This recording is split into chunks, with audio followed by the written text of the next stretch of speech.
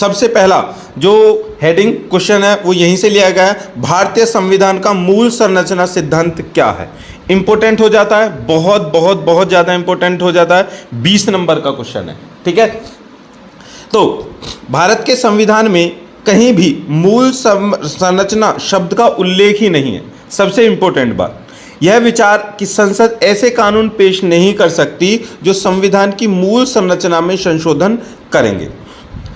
यहाँ पर आपको ये भी बताएंगे मूल संरचना क्या होती है, लेकिन पहले थोड़ा सा हम यहाँ पर परिचय देख लेते हैं।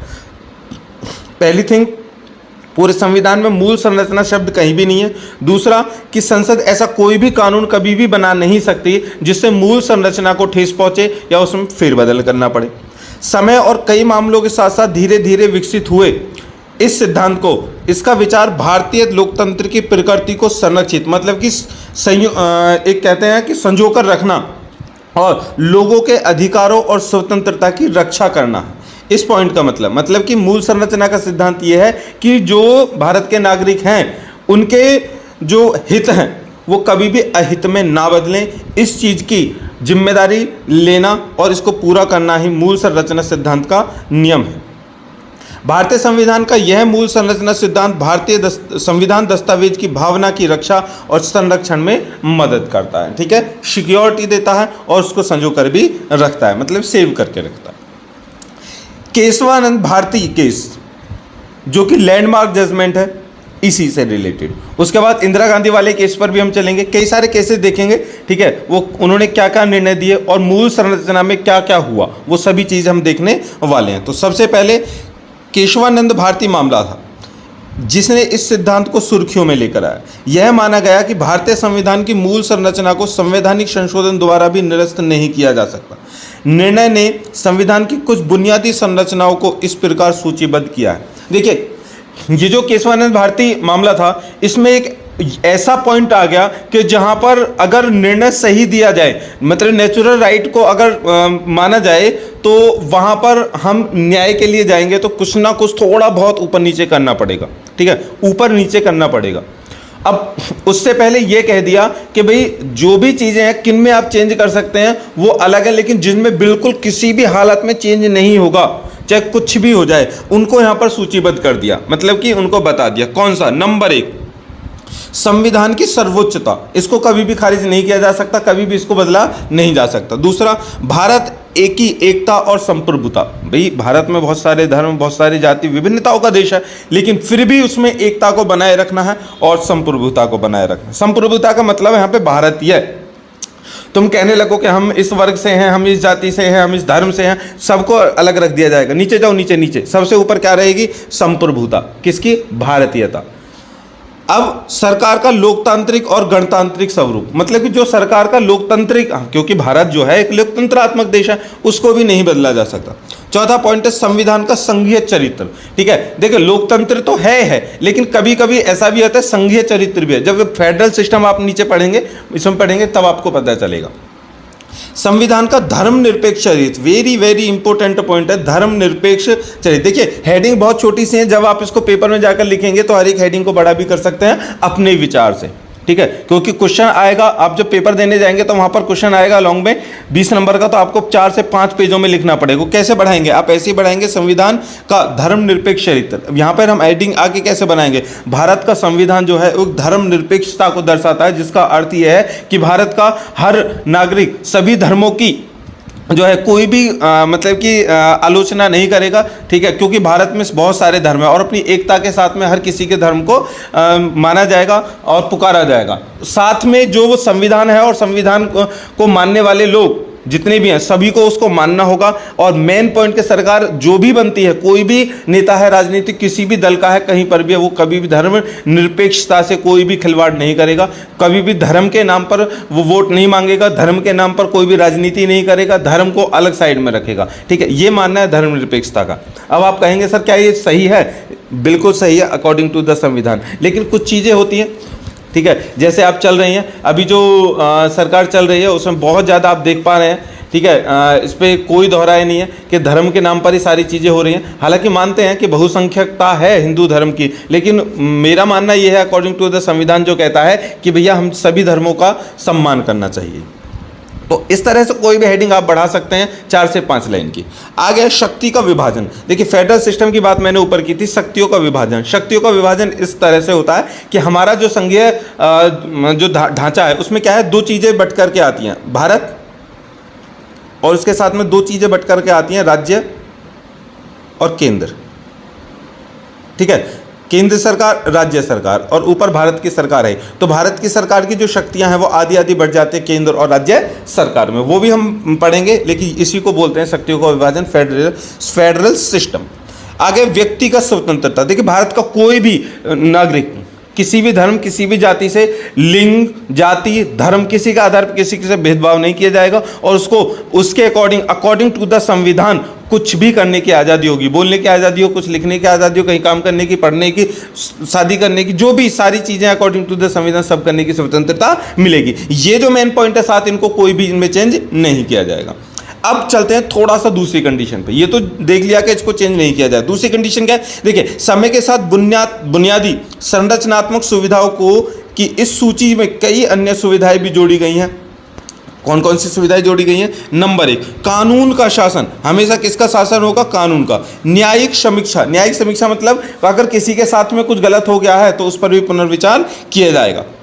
संसदीय प्रणाली होगी, क्योंकि जो टेम्पररी तौर से जो नए नए कानून बनते हैं वो कौन बनाती है? संसद ही तो पारित करके मतलब संसद बनाती है, उनको फिर पारित किया जाता है, तो संसदीय प्रणाली होगी। समानता का नियम होगा, मतलब सब में इक्वलिटी बनाई जाएगी। उसके बाद मौलिक अधिकारों और डीपीएसपी के बीच सामंजस्य और संतुलन होगा, मतलब कि मौलिक अधिकार और हमारे जो कर्तव्य हैं, ठीक है, डीपीएसपी का मतलब है कर्तव्य, उनके बीच में सामंजस्य होगा, मतलब एक दूसरे से वो मैचिंग करेंगे। कभी भी ऐसा नहीं है कि अधिकार कभी भी कर्तव्यों पर हावी नहीं होंगे, कर्तव्य कभी भी अधिकारों पर हावी नहीं होंगे। आगे है स्वतंत्र एवं निष्पक्ष चुनाव होगा। ठीक है, स्वतंत्र मतलब जिसको जहां पर वोट डालने की आजादी है वो उसको कभी भी नहीं खोएगा। निष्पक्ष चुनाव होंगे। आगे संविधान में संशोधन करने की शक्ति की सीमित शक्ति है, मतलब संविधान में अगर कोई भी संशोधन होता है तो उसकी शक्ति जो है, ठीक है, वो लिमिट में होंगी, ऐसा नहीं अनलिमिटेड कुछ भी कर देंगे आप। अब आगे अनुच्छेद 32, 136, 142 और 147 के तहत भारत के सर्वोच्च न्यायालय की शक्तियां भी यहां पर देखी जाएंगी। अनुच्छेद 226, 227 के तहत उच्च न्यायालय की शक्तियां भी मान्य होंगी, जिनमें चेंज नहीं किया जाएगा। अब इन सिद्धांतों का उल्लंघन करने वाली किसी भी कानून या संशोधन को सुप्रीम कोर्ट द्वारा इस आधार पर रद्द किया जा सकता है कि वो संविधान की मूल संरचना को विकृत करते हैं। मतलब कि ये जो सारे ऊपर पॉइंट बताए हैं ना, पहले और बाद के जो अपडेटेड पॉइंट है दोस्तों, इनमें अगर कहीं भी ऐसा कोई भी जजमेंट होता है, कोई भी नियम, कोई भी कानून नया बनता है कि इन सभी के खिलाफ हो जाता है, तो सुप्रीम कोर्ट क्या कर देगी? उसको खत्म कर देगी, रद्द कर देगी, शून्य कर देगी। बुनियादी संरचना अवधारणा का विकास। देखिए बुनियादी जो संरचना मतलब कि मूल जो ढांचा है हमारे संविधान का, उसका विकास कैसे हुआ? देखिए संविधान की मूल संरचना की अवधारणा समय के साथ विकसित हुई है, मतलब जो पहले थी वो ठीक है, लेकिन उसके बाद में वो और विकृत हुई है, बढ़ी है। मतलब विकृत का मतलब तो कम होता है, वो विकसित हुई है, ठीक है, विकृत का अपोजिट होता है विकसित, तो बढ़ी है। इस खंड में हम इस सिद्धांत से संबंधित कुछ ऐतिहासिक निर्णयों की सहायता से इस पर इसकी विकास की चर्चा करेंगे। नंबर 1, शंकरी प्रसाद केस 1951 का पहला मामला था। सुप्रीम कोर्ट ने यहाँ पर तर्क दिया था कि अनुच्छेद 368 के तहत संविधान में संशोधन करने की संसद की शक्ति में भाग 3 में गारंटीकृत मौलिक अधिकारों में संशोधन करने की शक्ति भी शामिल है। मतलब कि कहीं पर यह है कि कहीं एक ऐसा कोई टारगेट होता है, जब इस केस को आप पढ़ सकते हैं जाकर के, शंकर प्रसाद केस 1951 गूगल पे डालेंगे तो पता चल जाएगा। यहाँ पर यह था कि भाग 3 में गारंटीकृत जो मौलिक अधिकार हैं, ठीक है, उनमें क्या है कि संशोधन करने की शक्ति हो सकती। आगे सज्जन सिंह मामला 1965, इस मामले में भी सुप्रीम कोर्ट ने कहा कि संसद मौलिक अधिकारों सहित संविधान के किसी भी हिस्से में संशोधन कर सकती है। देखिए एक हमारा जो वो था अधिकार था, पहले था अधिकार था उसका प्रॉपर्टी का, ठीक है, कि प्रॉपर्टी रखने का अधिकार था। अब उसको क्या कर दिया? उसको चेंज कर दिया गया, उसको आर्टिकल 300 में पहुंचा दिया गया। तो पहले तो था लेकिन उसको बाद में चेंज किया गया। अब आगे कि यह बताना उल्लेखनीय है कि इस मामले में 2 असहमत न्यायाधीशों ने टिप्पणी की थी कि नागरिकों के मौलिक अधिकार संसद में बहुमत दल का खिलौना बन सकते हैं। देखिए मेन पॉइंट यहां पर आ रहा है कि देखिए ये जजमेंट तो यहां पर दे दिया गया था, लेकिन उस जजमेंट की आलोचना भी तुरंत की गई थी और न्यायाधीशों ने कहा था क्या ऐसा है कि किसी व्यक्ति के मौलिक अधिकार जो हैं उस मौलिक अधिकारों को संसद की बहुमतता के कारण उनको खत्म किया जा सकता है या उन पर प्रहार किया जा सकता है, तो वो गलत होगा। ठीक है, कभी कभी निर्णय ऐसे होते हैं दोस्तों कि जिनको हम सही नहीं कहा जा सकता, ना ही गलत कह सकते, उसको वक्त के अनुसार उनको देखा जाता है, बनाया जाता है। इससे भी बड़ा लैंडमार्क जजमेंट क्या गोलकनाथ। देखिए यहाँ पर जो इस पे ऊपर बता दूं, कभी कंफ्यूजन ना हो जाए आपको, कि जो बहुमत का दल है, ठीक है, वो बहुमत का दल है, उसको ध्यान रखना, बाद में मैं बता दूंगा। गोलकनाथ केस 1967, इस मामले में न्यायालय ने अपने पहले के रुख को पलट दिया कि मौलिक अधिकारों में संशोधन किया जा सकता है। स्वयं को संविधान देते समय लोगों ने ये अधिकार अपने लिए आरक्षित कर लिए थे। देखिए जो ऊपर अभी जो मामला बताया था हमने, उसको पलट दिया गया और यहाँ पर क्या हुआ कि संविधान के जो मौलिक अधिकार हैं जो संविधान में दिए गए हैं भैया, उन पर कोई भी गड़बड़ नहीं कर सकता, क्योंकि ये ऑलरेडी जब संविधान हमको मिला था 1950 में, तो तभी क्या कर लिए थे, गारंटी करत के ये हमारे अधिकार हमेशा के लिए बन गए, आरक्षित मतलब रिजर्व कर दिए गए थे। अब जो स्टार्टिंग हुई थी संविधान के संशोधन का, सबसे मेन दूसरे नंबर का जो बिग लैंडमार्क जजमेंट था वो था केशवानंद भारती मामला 1973। इसमें क्या था, बुनियादी ढांचा। देखिए बुनियादी संरचना सिद्धांत की अवधारणा को परिभाषित करने में यह एक ऐतिहासिक मामला था। सुप्रीम कोर्ट ने माना कि हालांकि मौलिक अधिकारों सहित संविधान का कोई भी हिस्सा संसद की संशोधन शक्ति से परे नहीं है, संविधान की मूल संरचना को संवैधानिक संशोधन द्वारा निरस्त नहीं किया जा सकता। इन्होंने कहा था हालांकि ये बात सही है कि संविधान जो है वो संसद जो है उसकी जो संशोधन करने की शक्ति है वो किसी उससे मतलब कि वो सब पूरे संविधान को बदल सकती है, लेकिन किसी भी मौलिक अधिकार को वो खत्म नहीं कर सकती। मतलब थोड़ा बहुत ऊपर नीचे कर सकती है, लेकिन खत्म नहीं, निरस्त नहीं कर सकती। अब निरस्त का मतलब होता है किसी भी अधिकार को खत्म ही कर देना, छीन लेना।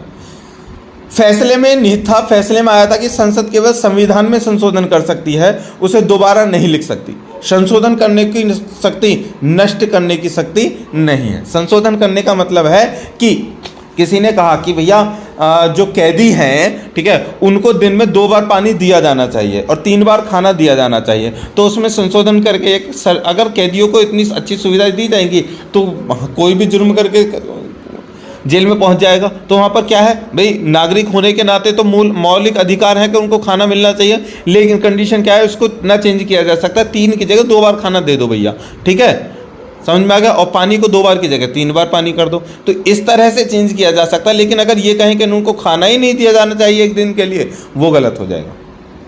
भारतीय कानून में यह वह आधार है जिसमें न्यायपालिका संसद द्वारा पारित किसी भी संशोधन को रद्द कर सकती है जो संविधान की मूल संरचना के विपरीत है। अब भारतीय कानून ने क्या कहा है, ठीक है भैया, जज साहब दे दो जल्दी से कोई भी जजमेंट, अच्छा कर दो अपने जजमेंट में किसी के भी खिलाफ किसी के भी अधिकारों को मान लो, लेकिन जब उसकी समीक्षा की होगी, पुनर्वलोकन होगा, तो उस संशोधन जो तुमने किया है या किसी के अधिकारों को मारा है, उसके नियम जो बनाए गए उसको हम खत्म कर देंगे। ठीक है, संसद क्या कर देगी, संविधान के जो मूल संरचना के विपरीत जितने भी नियम कानून बने उनको सबको खत्म कर देगी। अब है इंदिरा नेहरू गांधी बनाम राजनारायण मामला 1975, लैंडमार्क जजमेंट नंबर 1 है ये, ठीक है। नंबर 2 कहा था मैं गोलकनाथ वाले को, वो सॉरी केशवानंद वाले को, अब ये नंबर 1। यहाँ सुप्रीम कोर्ट ने बुनियादी संरचना के सिद्धांत को लागू किया और अनुच्छेद 329 एक खंड 4 को रद्द कर दिया, जिसे 1975 में 19वें संशोधन द्वारा इस आधार पर शामिल किया गया था कि यह संसद की संशोधन शक्ति से परे था। मतलब कि संशोधन इस पॉइंट को कभी भी संशोधित नहीं कर सकती, क्योंकि इसने संविधान की बुनियादी विशेषताओं को नष्ट कर दिया था। मतलब कि जो संविधान की जो विशेषताएं हैं, जो अच्छाई है, उसको कभी भी खत्म नहीं किया जा सकता। 39वां संशोधन अधिनियम आपात आपातकाल के दौरान संसद द्वारा पारित किया गया था। इस अधिनियम ने राष्ट्रपति, उपराष्ट्रपति, प्रधानमंत्री और लोकसभा अध्यक्ष के चुनावों को न्यायपालिका की जांच से परे रखा था। मतलब कि जितने भी जो वो होते हैं चुनाव होते हैं, जितने अभी आप देखेंगे दोस्तों, जितने भी चुनाव होते हैं, अगर कोई नेता कुछ गड़बड़ करता है चुनाव में, कोई भी करता है, ठीक है, चुनाव ठीक से नहीं हो रहे हैं, कुछ भी हो रहे हैं, तो किससे रिपोर्ट ली जाती है, किससे पूछताछ की जाती है? निर्वाचन आयोग से की जाती है, इलेक्शन कमीशन से की जाती है, जज से या फिर उसमें नहीं जाता है कोई मामला, ठीक है। तो उन्होंने यहाँ पर ये कहा था कि अगर ऐसा कोई मामला होता है इलेक्शन के लिए, तो उसके लिए एक अलग से हम संस्था बनाएंगे जिसको कहेंगे भारतीय निर्वाचन आयोग, इलेक्शन कमीशन, ठीक है, वही देखेगा और वही हर चीज़ की जिम्मेदारी लेगा कि जो जितने भी मतलब कि चुनाव हो रहे हैं वो निष्पक्ष हों, सही हों, ये सारी चीज़ों को देखेगा। और हालांकि मैं एक बात बता दूं आपको, अकॉर्डिंग टू मी ये थोड़ा सा मामला अजीब है, क्योंकि अगर इलेक्शन कमीशन यहाँ पर नहीं होता तो संविधान के अकॉर्डिंग जो जज साहब है ना, वो इस पर बहुत अच्छे से क्या कर लेते, इसको संभाल लेते। क्योंकि कंडीशन ये है कि इलेक्शन कमीशन भी आजकल मतलब कि अब सीधा डायरेक्टली मुझे नहीं कहना चाहिए, बहुत बड़ी संस्था है, लेकिन हर संस्था में कुछ ना कुछ भ्रष्ट लोग होते हैं, ठीक है, और वो फेवर ले लेते हैं, उसका बहुत ही बड़ा हर्जाना भुगतना पड़ता है हमारे लोकतंत्रात्मक देश को। अब भ्रष्ट चुनावी प्रथाओं के लिए इलाहाबाद उच्च न्यायालय द्वारा इंदिरा गांधी के खिलाफ मुकदमा चलाने के लिए सरकार द्वारा ऐसा किया गया था, मतलब कि उनके खिलाफ एक मुकदमा चलाया गया था। तो अब संशोधन की चीज़ें आपको समझ में आ गई। ये तो मैंने डिटेलेड चीज़ बताई है, बहुत ही कम डिटेलेड चीज़ बताई, मतलब कि एक ऐसे ही संक्षेप में बता दिया है आपको मेन पॉइंट क्या है। अब इसके रिलेटेड जितनी भी आपको डिटेलेड वीडियो चाहिए वो प्लेलिस्ट में है। आगे है भारतीय संविधान के अंतर्गत अनुच्छेद 368, ये इसी से जुड़ा हुआ, ठीक है। हमने ऊपर बात किसकी की थी? मूल संरचना की। मूल संरचना को संविधान की कोई भी नहीं छेड़ सकता। हालांकि कुछ कभी ऐसा हुआ है कि उसको कुछ ना कुछ छेड़ा भी गया है, कुछ भी किया गया है, लेकिन उसके बाद उसको हूबहू ठीक कर दिया गया। अब संशोधन आता है यहाँ पर अनुच्छेद 368 के तहत ही, संविधान में जो 368 आर्टिकल है उसके अकॉर्डिंग ही हम संशोधन कर सकते हैं। अब मैं आपको संशोधन बता दूं, संशोधन किसे कहते हैं। संशोधन देखिए सबसे जरूरी है संशोधन, शायद आपको नहीं पता होगा लेकिन मैं बता दूं। जैसे मैंने लिखा है, ठीक है, कि मनीष,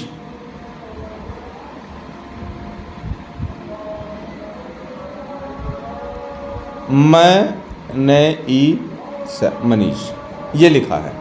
अब मैं इस पर कर दूँ, नहीं यार ये तो गलत है, ये ऐसे लिखा जाएगा, मैं ने ई और षट कौन मनीष, पहले ये था, ठीक है, और अब कर दिया इसको ये।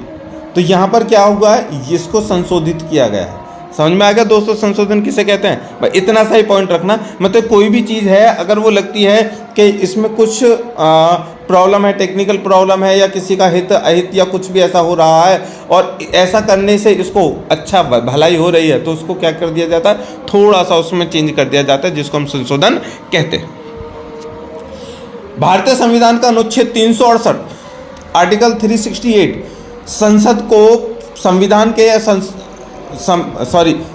पार्लियामेंट को भारत के संविधान में संशोधन करने की शक्ति प्रदान करता है।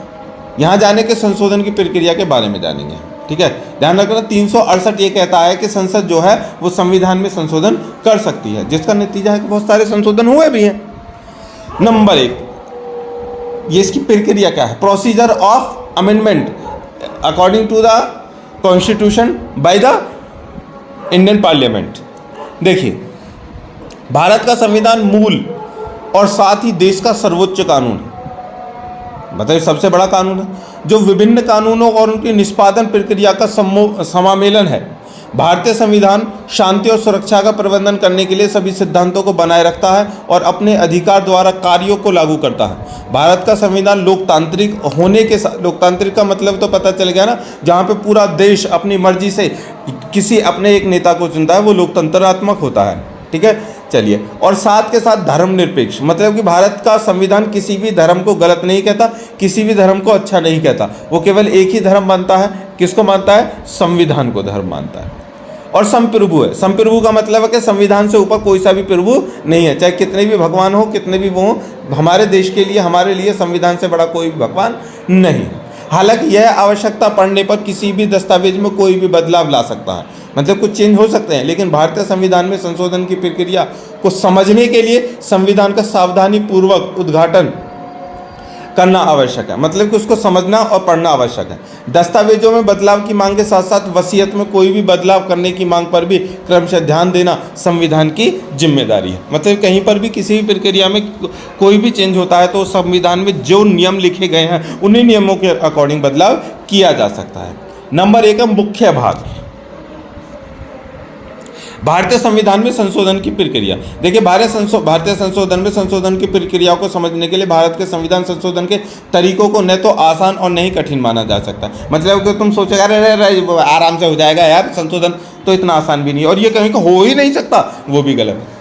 अब संशोधन यह संयुक्त अमेरिका के संविधान की तुलना में कठोर और ब्रिटिश संसद की तुलना में लचीला है। ध्यान रखना, संविधान अमेरिका का संविधान जो है उसकी तुलना में कठोर है, लेकिन ब्रिटिश जो संसद है, ठीक है, अंग्रेजी तो उसके अकॉर्डिंग थोड़ा सा कमजोर है, लचीला।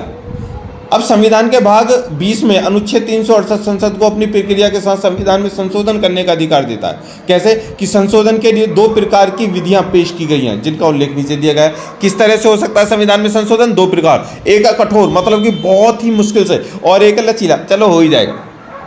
शब्दों पर जाना, शब्दों की आवाज पर जाना, उसके अर्थ पर जाना दोस्तों।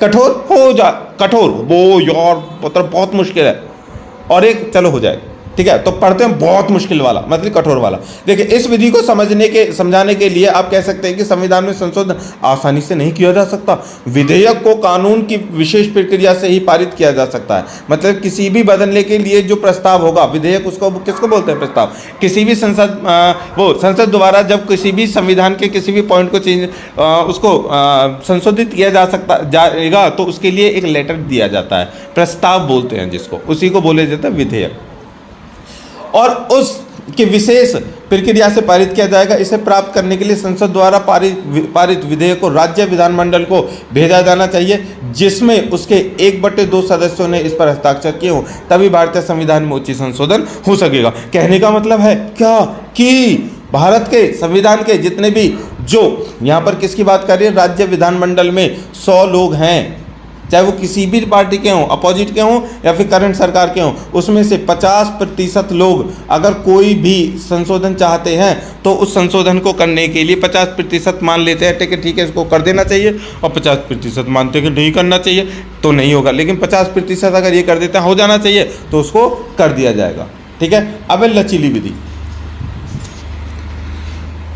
दूसरी ओर लचीली पद्धति का मतलब है कि भारतीय संविधान में संशोधन की प्रक्रिया आसानी से की जा सकती है। विधेयक को राज्य विधायिका के आधे सदस्यों के साथ कानून की सामान्य प्रक्रिया के साथ संसद में पारित किया जा सकता है, और विभिन्न शर्तों जैसे राष्ट्रपति का चयन, शक्तियों और कार्यों का वितरण और राज्य के बीच अच्छे संबंध बनाए रखने के लिए अनियमित किया जा सकता है, ठीक है, जिसको डोनोट करती है केंद्र। मतलब कि जो राष्ट्रपति है उसके द्वारा भी संशोधन, मतलब उसके सिग्नेचर से भी संशोधन उसको शामिल करके भी किया जा सकता है, जिसको हम लचीला कहेंगे। अब भारतीय संविधान में संशोधन के विभिन्न तरीके, विधि तो 2 हैं, एक लचीली एक कठिन। अब उनके तरीके अलग अलग हैं। क्या है? भारतीय संविधान में संशोधन करने के लिए 3 तरीके हैं, जिनका उल्लेख नीचे दिया गया है। ऊपर जो बताए गए थे वो क्या थी? एक प्रक्रिया, और यहां पर है विधि। क्या? देखिए अनुच्छेद 368 के तहत संशोधन के लिए साधारण बहुमत, मेन पॉइंट है साधारण बहुमत। अब है नंबर 1 दोस्तों, साधारण बहुमत। देखिए साधारण बहुमत का अर्थ है सदन का सदस्य राष्ट्रपति की अनुमति से पहले संविधान में संशोधन के लिए उपस्थित होने के साथ साथ मतदान भी करता है। मतलब कि जो सदस्य होते हैं सदन के, ठीक है, और उनके साथ साथ में राष्ट्रपति भी होते हैं, वो सब इकट्ठे होंगे, सबकी सभा होगी, ठीक है, और वो जो भी संशोधन होगा, ठीक है, उसकी सभा के मेंबर रहेंगे, उसके साथ साथ में वो मतदान भी करेंगे किस पक्ष में कि ये संशोधन होना चाहिए या नहीं होना चाहिए। अब सहमति मतलब कि जब वो असहमति जता देते कि भाई ये नहीं होना चाहिए, तो उसके समय चर्चा के लिए संयुक्त बैठक नहीं होगी। विभिन्न बदलती परिस्थितियां जैसे किसी राज्य का नाम बदलना और नए राज्य को मान्यता देना में इसके 50% से अधिक सदस्यों के वोट की आवश्यकता होती है। मतलब कि जैसे कि सारे सदन के जो सदस्य हैं वो हैं 100, ठीक है, और कोई भी अगर मतलब कि साधारण जो अमेंडमेंट हो रहा है उसमें क्या है कि इनमें से 51% लोगों का होना चाहिए आंसर यस और 49 का नो, तो ये संशोधन पास हो जाएगा, अन्यथा नहीं होगा, ठीक है। इस अनुच्छेद 368 के आधार पर संयुक्त राज्य की विधान परिषद की स्थापना या विघटन कर सकती है। ध्यान रखना, विधान परिषद को बना भी सकती है, बिगाड़ भी सकती है, तथा राष्ट्रपति के साथ साथ उपराष्ट्रपति का वेतन भी निर्धारित करती है। मतलब कि साधारण बहुमत में आते हैं, मतलब कि साधारण जो अमेंडमेंट होते हैं। इसके अलावा दोनों अदालतों के न्यायाधीश एक साधारण विधेयक पारित करते हैं और जजों के बीच शक्तियों के साथ साथ अधिकार भी वितरित कर देते हैं। दूसरा है अनुच्छेद 368 के अंतर्गत संशोधन हेतु विशेष बहुमत, साधारण बहुमत, और अब हम बात कर रहे हैं विशेष बहुमत की। ठीक है, देखिए विशेष बहुमत का अर्थ है कि संविधान को संशोधित करने के लिए दोनों सदनों का 2/3 बहुमत उपस्थित होने के साथ साथ मतदान भी करता है। मंत्रियों के साथ साथ निजी विधेयकों सहित किसी भी विधेयक को संविधान में पेश किया जाना चाहिए। विधेयकों को विभिन्न प्रावधानों में संविधान के संघवाद की संरचना को प्रभावित किए बिना पारित किया जाता है। इंपॉर्टेंट चीज़ क्या है, संविधान के संघवाद की जो संरचना है उसको छोड़कर बाकी सभी जितनी भी तरह के जो कानून है उनको क्या किया जाता है, उनमें संशोधन किया जा सकता है, लेकिन बशर्ते कब, जब बहुमत 2/3 का होगा। 2/3 का अभी मैं प्रैक्टिकली आपको समझाऊंगा।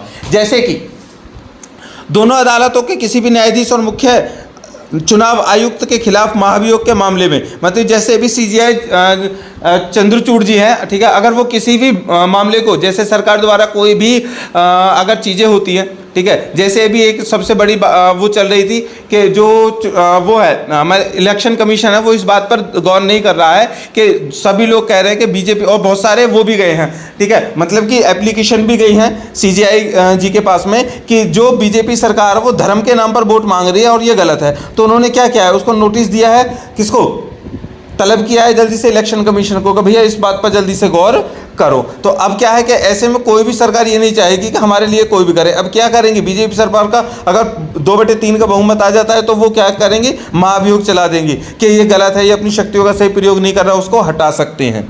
ठीक है, एग्जैक्टली क्या है वो मैं बताऊंगा। इसका मुख्य उद्देश्य मौलिक अधिकारों और राज्य के नीति निर्देशक सिद्धांतों को में आसानी से संशोधन को रोकना भी हो सकता है और करना भी हो सकता है। ठीक है, मतलब कि अब सपोज करो कि हमारे पास में दोस्तों कितनी सीटें हैं, ठीक है, तकरीबन 540 सीटों के समथिंग है, एग्जैक्टली मुझे ध्यान नहीं आ रहा। अब सोचो कि अगर इसमें से 2/3 में अगर हम बांटते हैं तो 2/3 का मतलब हो गया तकरीबन 540 को अगर हम गुणा करते हैं 5 से, ठीक है, तो 5 से अगर हम इसको गुणा करते हैं तो ये हो गया 5 एकम 5 और 5 अट्ठे 40, ठीक है, 180। अब 18 पंजे हाँ, मतलब कि 90 लोगों के 5 वो हो गए और 9 × 27, मतलब कि 230 सीटें हो गई, एक तरफ हो गई 230 सीटें। अरे चलो ये थोड़ी कैलकुलेशन गड़बड़ हो जाएगी, आपको समझ में नहीं आएगा। सीधी सीधी बात है, हम मानते हैं कि भैया 500 सीटें हैं, ठीक है। अब 500 सीटों में से 2/3 का बहुमत क्या होगा कि 2/3 का बहुमत होगा कि 200 लोग तो एक तरफ हों और 300 लोग एक तरफ हों। अब सपोज करो कि सरकार जो है, ठीक है, बीजेपी की सरकार है, उसके पास में 300 सीटें हैं। अब 300 सीटों के पास होने पर उनके पास में ये बल होगा, ये उनके पास में ताकत होगी कि वो अगर चाहें तो किसी भी कानून को बदल सकते हैं। किसके साथ में भैया, विशेष जो बहुमत है उसके आसान पर, ठीक है, 2/3 का मतलब कि अगर 300 लोगों ने वोट कर दी कि ये संविधान ये जो नियम है वो चेंज हो जाना चाहिए और 200 करते नहीं होना चाहिए, तो वो चेंज हो जाएगा। और साधारण में क्या था, यहाँ पर 250 होते, 250 इधर होते, सॉरी 249 इधर होते और 251 इधर होते तो होता। अब जो ये नया वो भी देखा होगा तुमने अभी कि व्हाट्सएप पे और सोशल मीडिया पर ये चल रहा है कि अब की बार कह रही है बीजेपी, अब की बार कह रही है 400 पार। 400 पार का मतलब है 400 सीटें होने पर संसद में बीजेपी का जो बहुमत है वो 2/3 नहीं, मतलब कि 1/4 हो जाएगा। 1/4 के समय 1.5 और 3.5 का रेशो हो जाएगा। अब उसमें समझिए क्या कीजिए, अभी जो नीचे हम पढ़ेंगे तीसरे नंबर पर विशेष बहुमत, उसके दौरान अभी पढ़ेंगे तो वहाँ पर क्या है कि 400 सीटें अगर उनको मिल जाती हैं, और ये पूरे इतिहास में पहली बार होगा 400 सीटें, और उसके बाद में जिसको चाहे, राष्ट्रपति को, सीजीआई को, जिसको भी वो चाहे उस पर महाभियोग लगाकर हटा सकते हैं। जिस भी कमीशन को चाहे वो बदल सकते हैं, जिस भी कानून को चाहे वो अपने उससे बदल सकते हैं, चाहे कितने भी कानून हो, ठीक है, मतलब संविधान की मूल संरचना को छोड़कर वो कुछ भी कर सकते हैं। इसीलिए वो कह रहे हैं कि अब की बार 400 पार।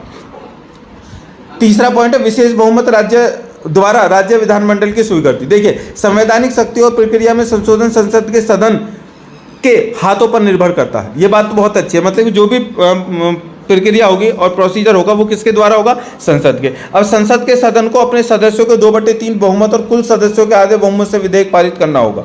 इसके लिए राज्य विधानमंडल से आधे सदस्यों के साथ साधारण बहुमत से अनुमोदन प्राप्त करना होगा, मतलब अनिवार्यता होगी। और जिन परिस्थितियों में राज्य विधानमंडल संविधान में संशोधन कर वह कठोर पद्धति का उपयोग होता है, जैसे कि राष्ट्रपति के चुनाव में सहमति देना, सर्वोच्च न्यायालय, उच्च न्यायालय के सहित दोनों न्यायालयों के प्रावधान दोनों की राज्य को संसद में पेश करना। ये कब होगा? विशेष वो होगा, मतलब कि जिसके पास में ज्यादा सीटें होंगी, विशेष बहुमत होगा उसी के साथ में। इसीलिए वो कह रहे हैं कि अब की बार 400 पार। अब संविधान ने संसद को भारत के संविधान में संशोधन करने का अधिकार दे दिया है। कैसे? यह देखा गया है कि संसद की शक्तियों के बिना संवैधानिक शक्तियों की और प्रक्रिया में संशोधन नहीं किया जा सकता। ध्यान रखना कि संवैधानिक की जो शक्तियां हैं और उसकी प्रक्रिया है उसमें कभी भी कोई संशोधन नहीं किया जाएगा। संसद के अनुच्छेद 368 का पालन करके संविधान में संशोधन करने की कोई भी परिवर्तन जोड़ने, अधिनियमित करने और बनाने के द्वारा परिवर्तन करने की अपनी शक्ति को ही लागू किया जाएगा।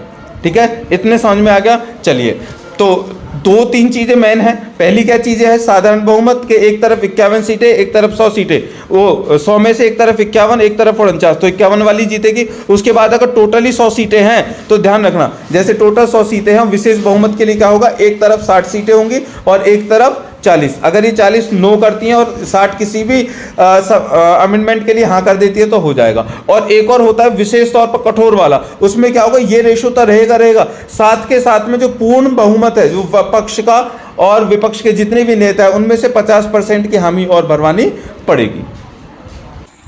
अब तो मेन क्वेश्चंस की हाईलाइट तो आपने देख ली, मतलब कि उनका सार तो देख लिया।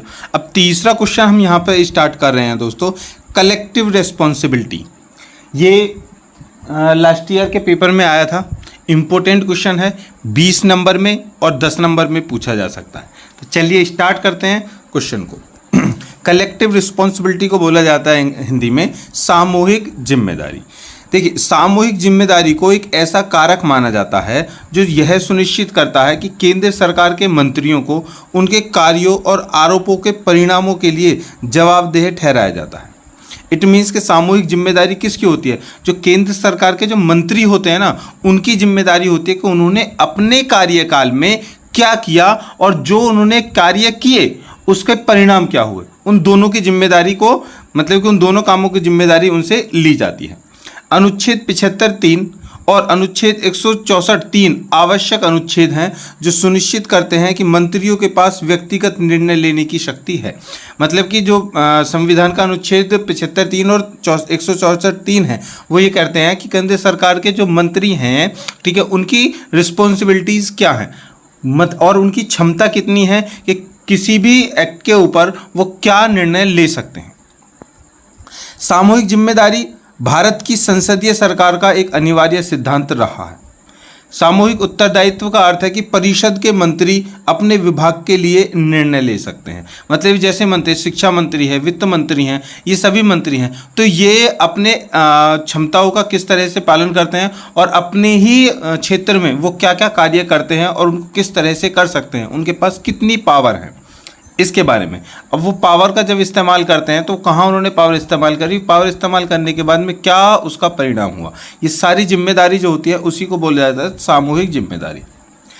इसका मतलब यह भी है कि किसी भी परिणाम की स्थिति में उन्हें संसद के प्रति जिम्मेदार ठहराया जा सकता है। मतलब अगर कोई सही कार्य करता है तो भी संसद उनसे पूछेगी, तो भाई बहुत अच्छी बात है, लेकिन अगर कोई गलत कार्य होता है तो उसके लिए संसद उनसे पूछेगी ये गलत कार्य क्यों हुआ।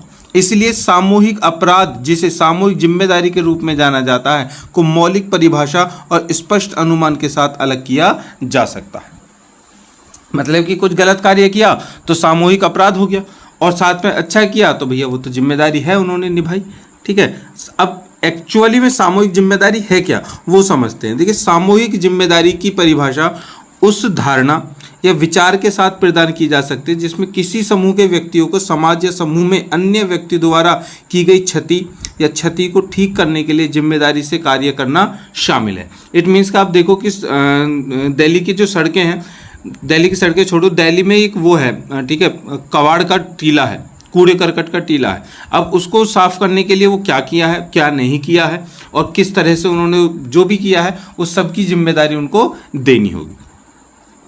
इसके विपरीत सामूहिक अपराध की पहचान व्यक्तिगत व्यवहार की अवधारणा से की गई है, जो समूह या समाज में अन्य व्यक्तियों द्वारा पहुंचाए गए नुकसान या क्षति के लिए उनके भीतर के अपराध को दर्शाता है। मतलब कि देखिए मेन पॉइंट क्या है कि एक ऐसे समझिए कि जो मंत्री हैं वो एक ठेकेदार हैं और वो किसी भी क्षेत्र में जो उनके क्षेत्र में आता है उस पर वो कार्य करवाते हैं लोगों से, मंत्री थोड़ी ना करते हैं।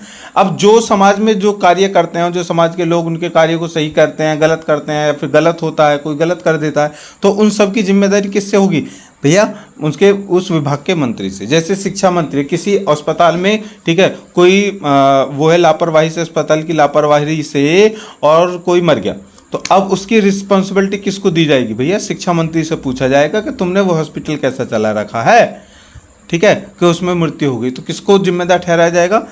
उसके मंत्री को, विभाग के।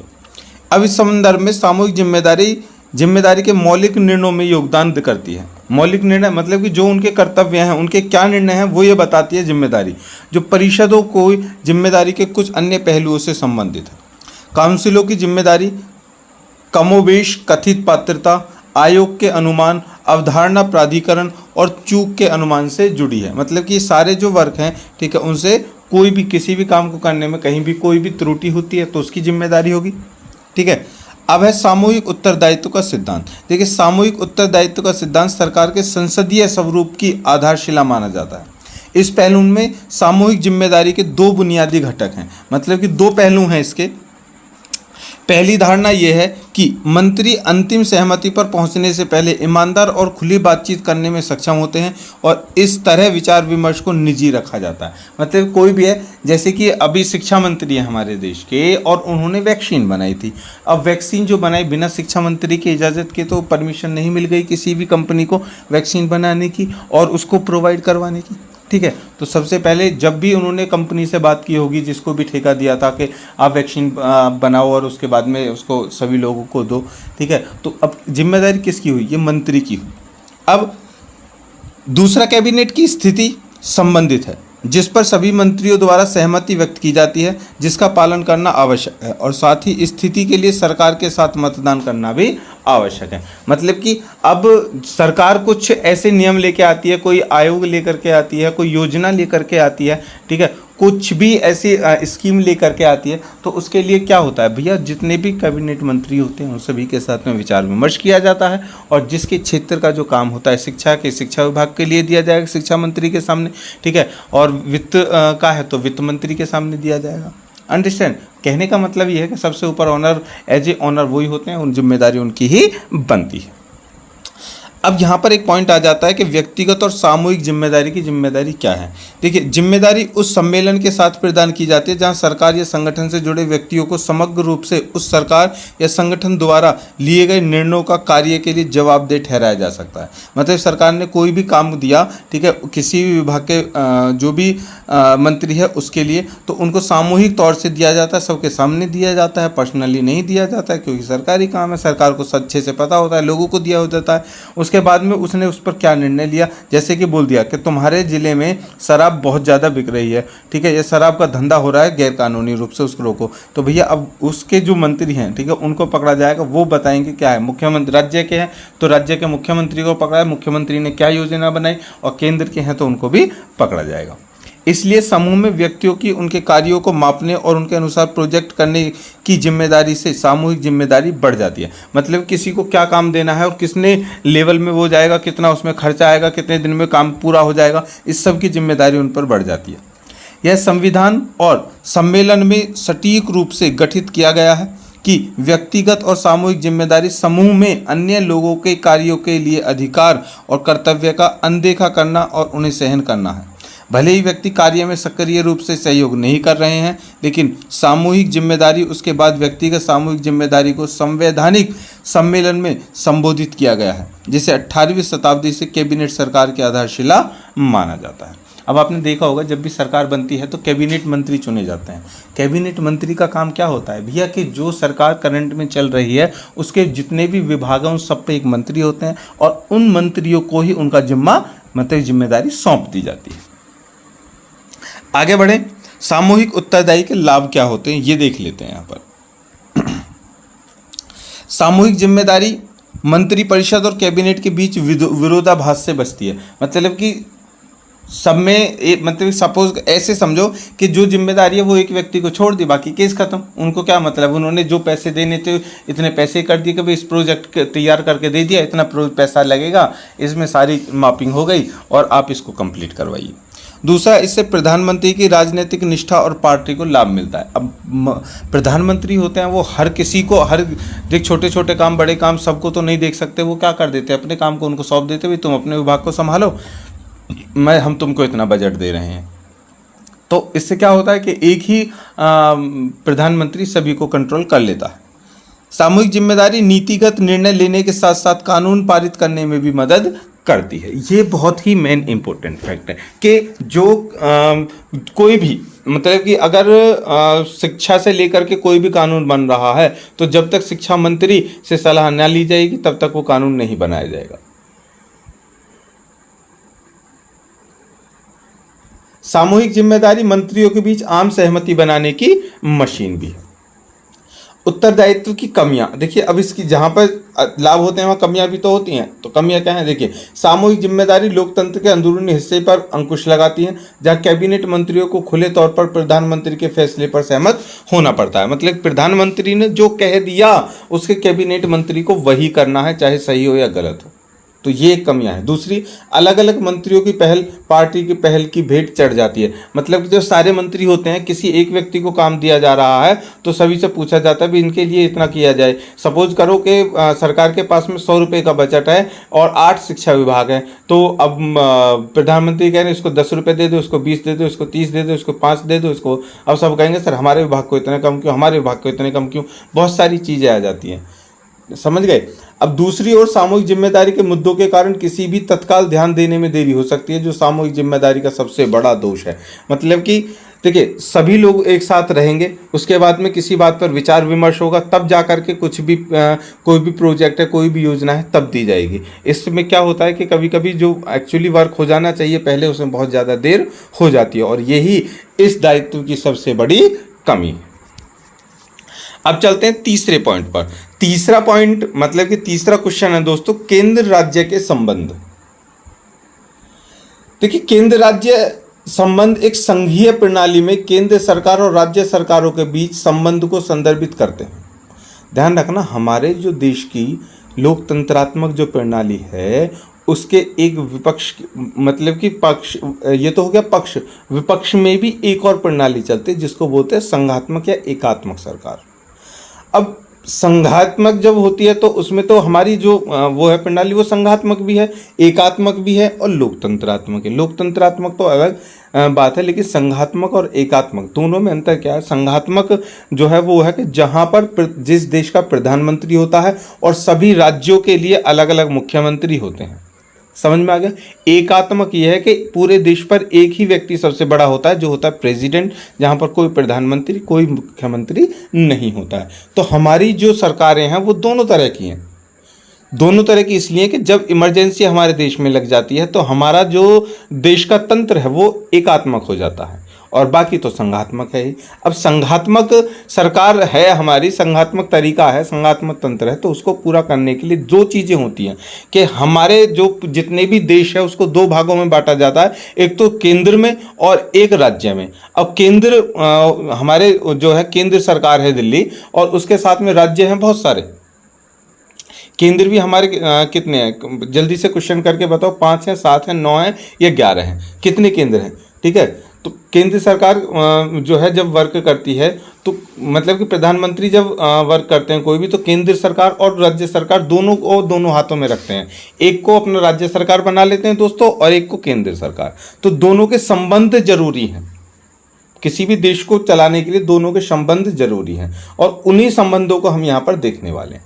ठीक है, भारत में संविधान एक संघीय ढांचे का प्रावधान करता है जिसमें केंद्र सरकार और राज्य सरकारों के बीच शक्तियां विभाजित होती हैं।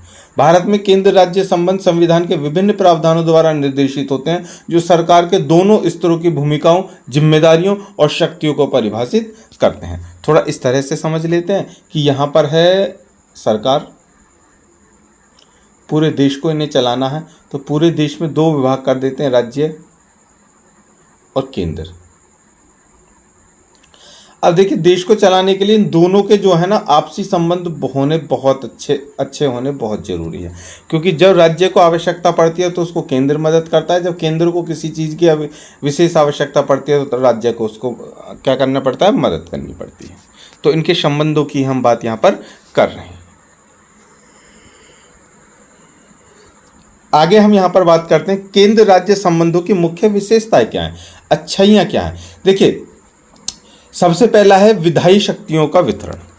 भारत संविधान केंद्र और राज्य सरकारों के बीच विधायी शक्तियों को 3 सूचियों, संघ सूची, राज्य सूची और संवर्ती सूची के माध्यम से विभाजित करता है। संघ सूची में विशेष रूप से केंद्र के अधीन विषय शामिल हैं, राज्य सूची में विशेष रूप से राज्य सरकारों के अधीन विषय शामिल है, और संवर्ती सूची में विषय शामिल होते हैं, वे विषय शामिल होते हैं जिन पर दोनों कानून बना सकते हैं। देखिए, अभी हमने बात की थी वहाँ पर सरकार, केंद्र और स्टेट। अब क्या होते हैं कि यहाँ पर जो संघ सूची है वो तो केंद्र सरकार के क्या अधिकार हैं, क्या काम है, क्या शक्तियां हैं उनके पास, ये चीज़ें जो कहाँ मिलेंगी आपको, संघ सूची में। राज्य सूची में वो चीज़ें मिलेंगी जो राज्य के पास में शक्तियां हैं, नए कानून बनाने की, नई योजना लाने की, नए काम करने की। अब एक और सूची होती है दोस्तों, वो होती है संवर्ती। संवर्ती सूची में दोनों के विशेष कार्य हैं कि जहाँ पर दोनों मिलकर के काम करेंगे। ठीक है, 3 तरीके से काम होता है हमारे।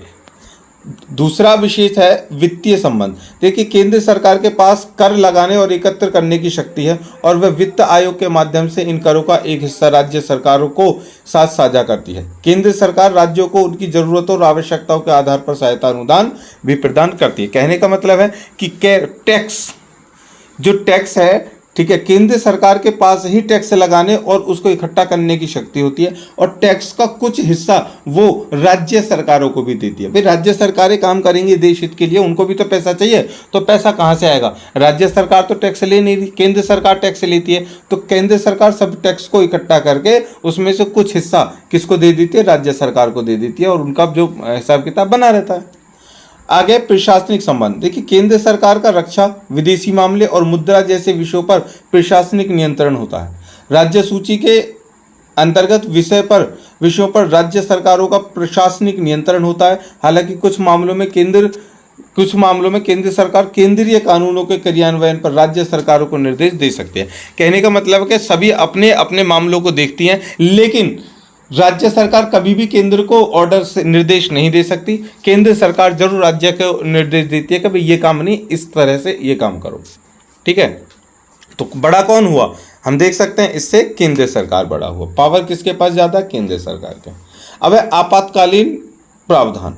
देखिए, आपातकाल के दौरान केंद्र सरकार राज्य सरकार की शक्तियों को अपने हाथ में ले सकती है और राज्य के प्रशासन पर नियंत्रण ग्रहण कर सकती है। यह संकट के समय में राष्ट्र की एकता और अखंडता को सुनिश्चित करता है। आपातकालीन जब स्थिति आ जाती है तो राज्य सरकार खत्म हो जाती है। राज्य सरकार का जितना भी काम है वो केंद्र सरकार ले लेती है। ठीक है, लेकिन ऐसा कोई भी पॉइंट नहीं है, कोई भी स्थिति नहीं है जब राज्य सरकार केंद्र सरकार का वर्क ले लेती है। ऐसा कुछ नहीं होता। समझ में आ गया? अब केंद्र राज्य संबंधों में चुनौतियां, प्रॉब्लम्स कहाँ आती हैं? देखिए, राजनीतिक तनाव। सबसे पहले केंद्र और राज्य सरकारों के बीच राजनीतिक विचारधाराओं और पार्टी संबद्धता में अंतर के कारण केंद्र राज्य संबंध अक्सर राजनीतिक तनाव का स्रोत बन जाते हैं। इससे टकराव हो सकता है और संघीय व्यवस्था के सुचारू कामकाज में बाधा आ सकती है। नहीं, आती है। एग्जाम्पल प्योर बड़े बढ़िया मिला है दोस्तों कि केंद्र सरकार में हमारे यहाँ पर सरकार है केजरीवाल की और राज्य में सरकार है हमारे यहाँ पर मुख्यमंत्री आदित्य योगीनाथ की। अब समझिए, दोनों सरकारें अलग, दोनों एक दूसरे की विपक्ष सरकारें। अब दिल्ली सरकार नहीं चाहेगी कि राज्य सरकार में अच्छा काम हो, राज्य सरकार बिल्कुल नहीं चाहेगी कि दिल्ली सरकार में अच्छा काम हो, क्योंकि एक दूसरे की सरकार को गिराना चाहती हैं। और यहीं पर यार हम लोग पिस करके रह जाते हैं। देखिए, अब केंद्र सरकार में जो है 200 यूनिट तक बिजली फ्री है, लेकिन राज्य सरकार में बिजली का जो बिल है वो 7 रुपये से लेकर के और 12 रुपये तक की यूनिट ली जा रही है। अब यहाँ पर तो तनाव बनेगा ही बनेगा ना। केंद्र सरकार कहती है कि उससे मतलब कि सीधे सीधे बीजेपी सरकार कहती है अरविंद केजरीवाल की सरकार से कि तुम फ्री में रेवड़ी क्यों बांट रहे हो। वो कहते हैं हमारे पास में तो है रेवड़ी, हम तो बांटेंगे। ठीक है, चलिए अब दूसरा पॉइंट है वित्तीय संतुलन। देखिए केंद्र और राज्य सरकारों के बीच अक्सर वित्तीय असंतुलन रहता है। राज्य धन के लिए केंद्र सरकार पर बहुत अधिक निर्भर है, जिसमें संसाधनों का असमान वितरण और वित्तीय निर्भरता हो सकती है। देखिए राज्य सरकार कभी भी हेल्प नहीं करती केंद्र सरकार की, लेकिन केंद्र सरकार ही हेल्प करती है। वो हक भी बनता है केंद्र सरकार का राज्य सरकार को पैसा देने के लिए। अब राज्य सरकार केंद्र सरकार को गुस्सा आ जाता है, बेटा तुम हमारी बात नहीं मान, लो हम पैसा ही ना दे रहे तुम्हें, कर लो तुम विकास, कर लो, बना लो पार्टी। अब यहाँ पर लोग आम जनता जो है वो बेकार हो जाती है। तीसरा है संविधान की व्याख्या। देखिए केंद्र और राज्य सरकारों द्वारा संविधान की अलग अलग व्याख्याओं से शक्तियों और जिम्मेदारियों के विभाजन को लेकर टकराव और विवाद हो सकते हैं। बहुत सारी चीज़ें जैसे कि अभी जैसे कि बिहार है, बिहार राज्य में शराब बिक्री बंद है और राज्यों में धड़ल्ले से बिक रही है।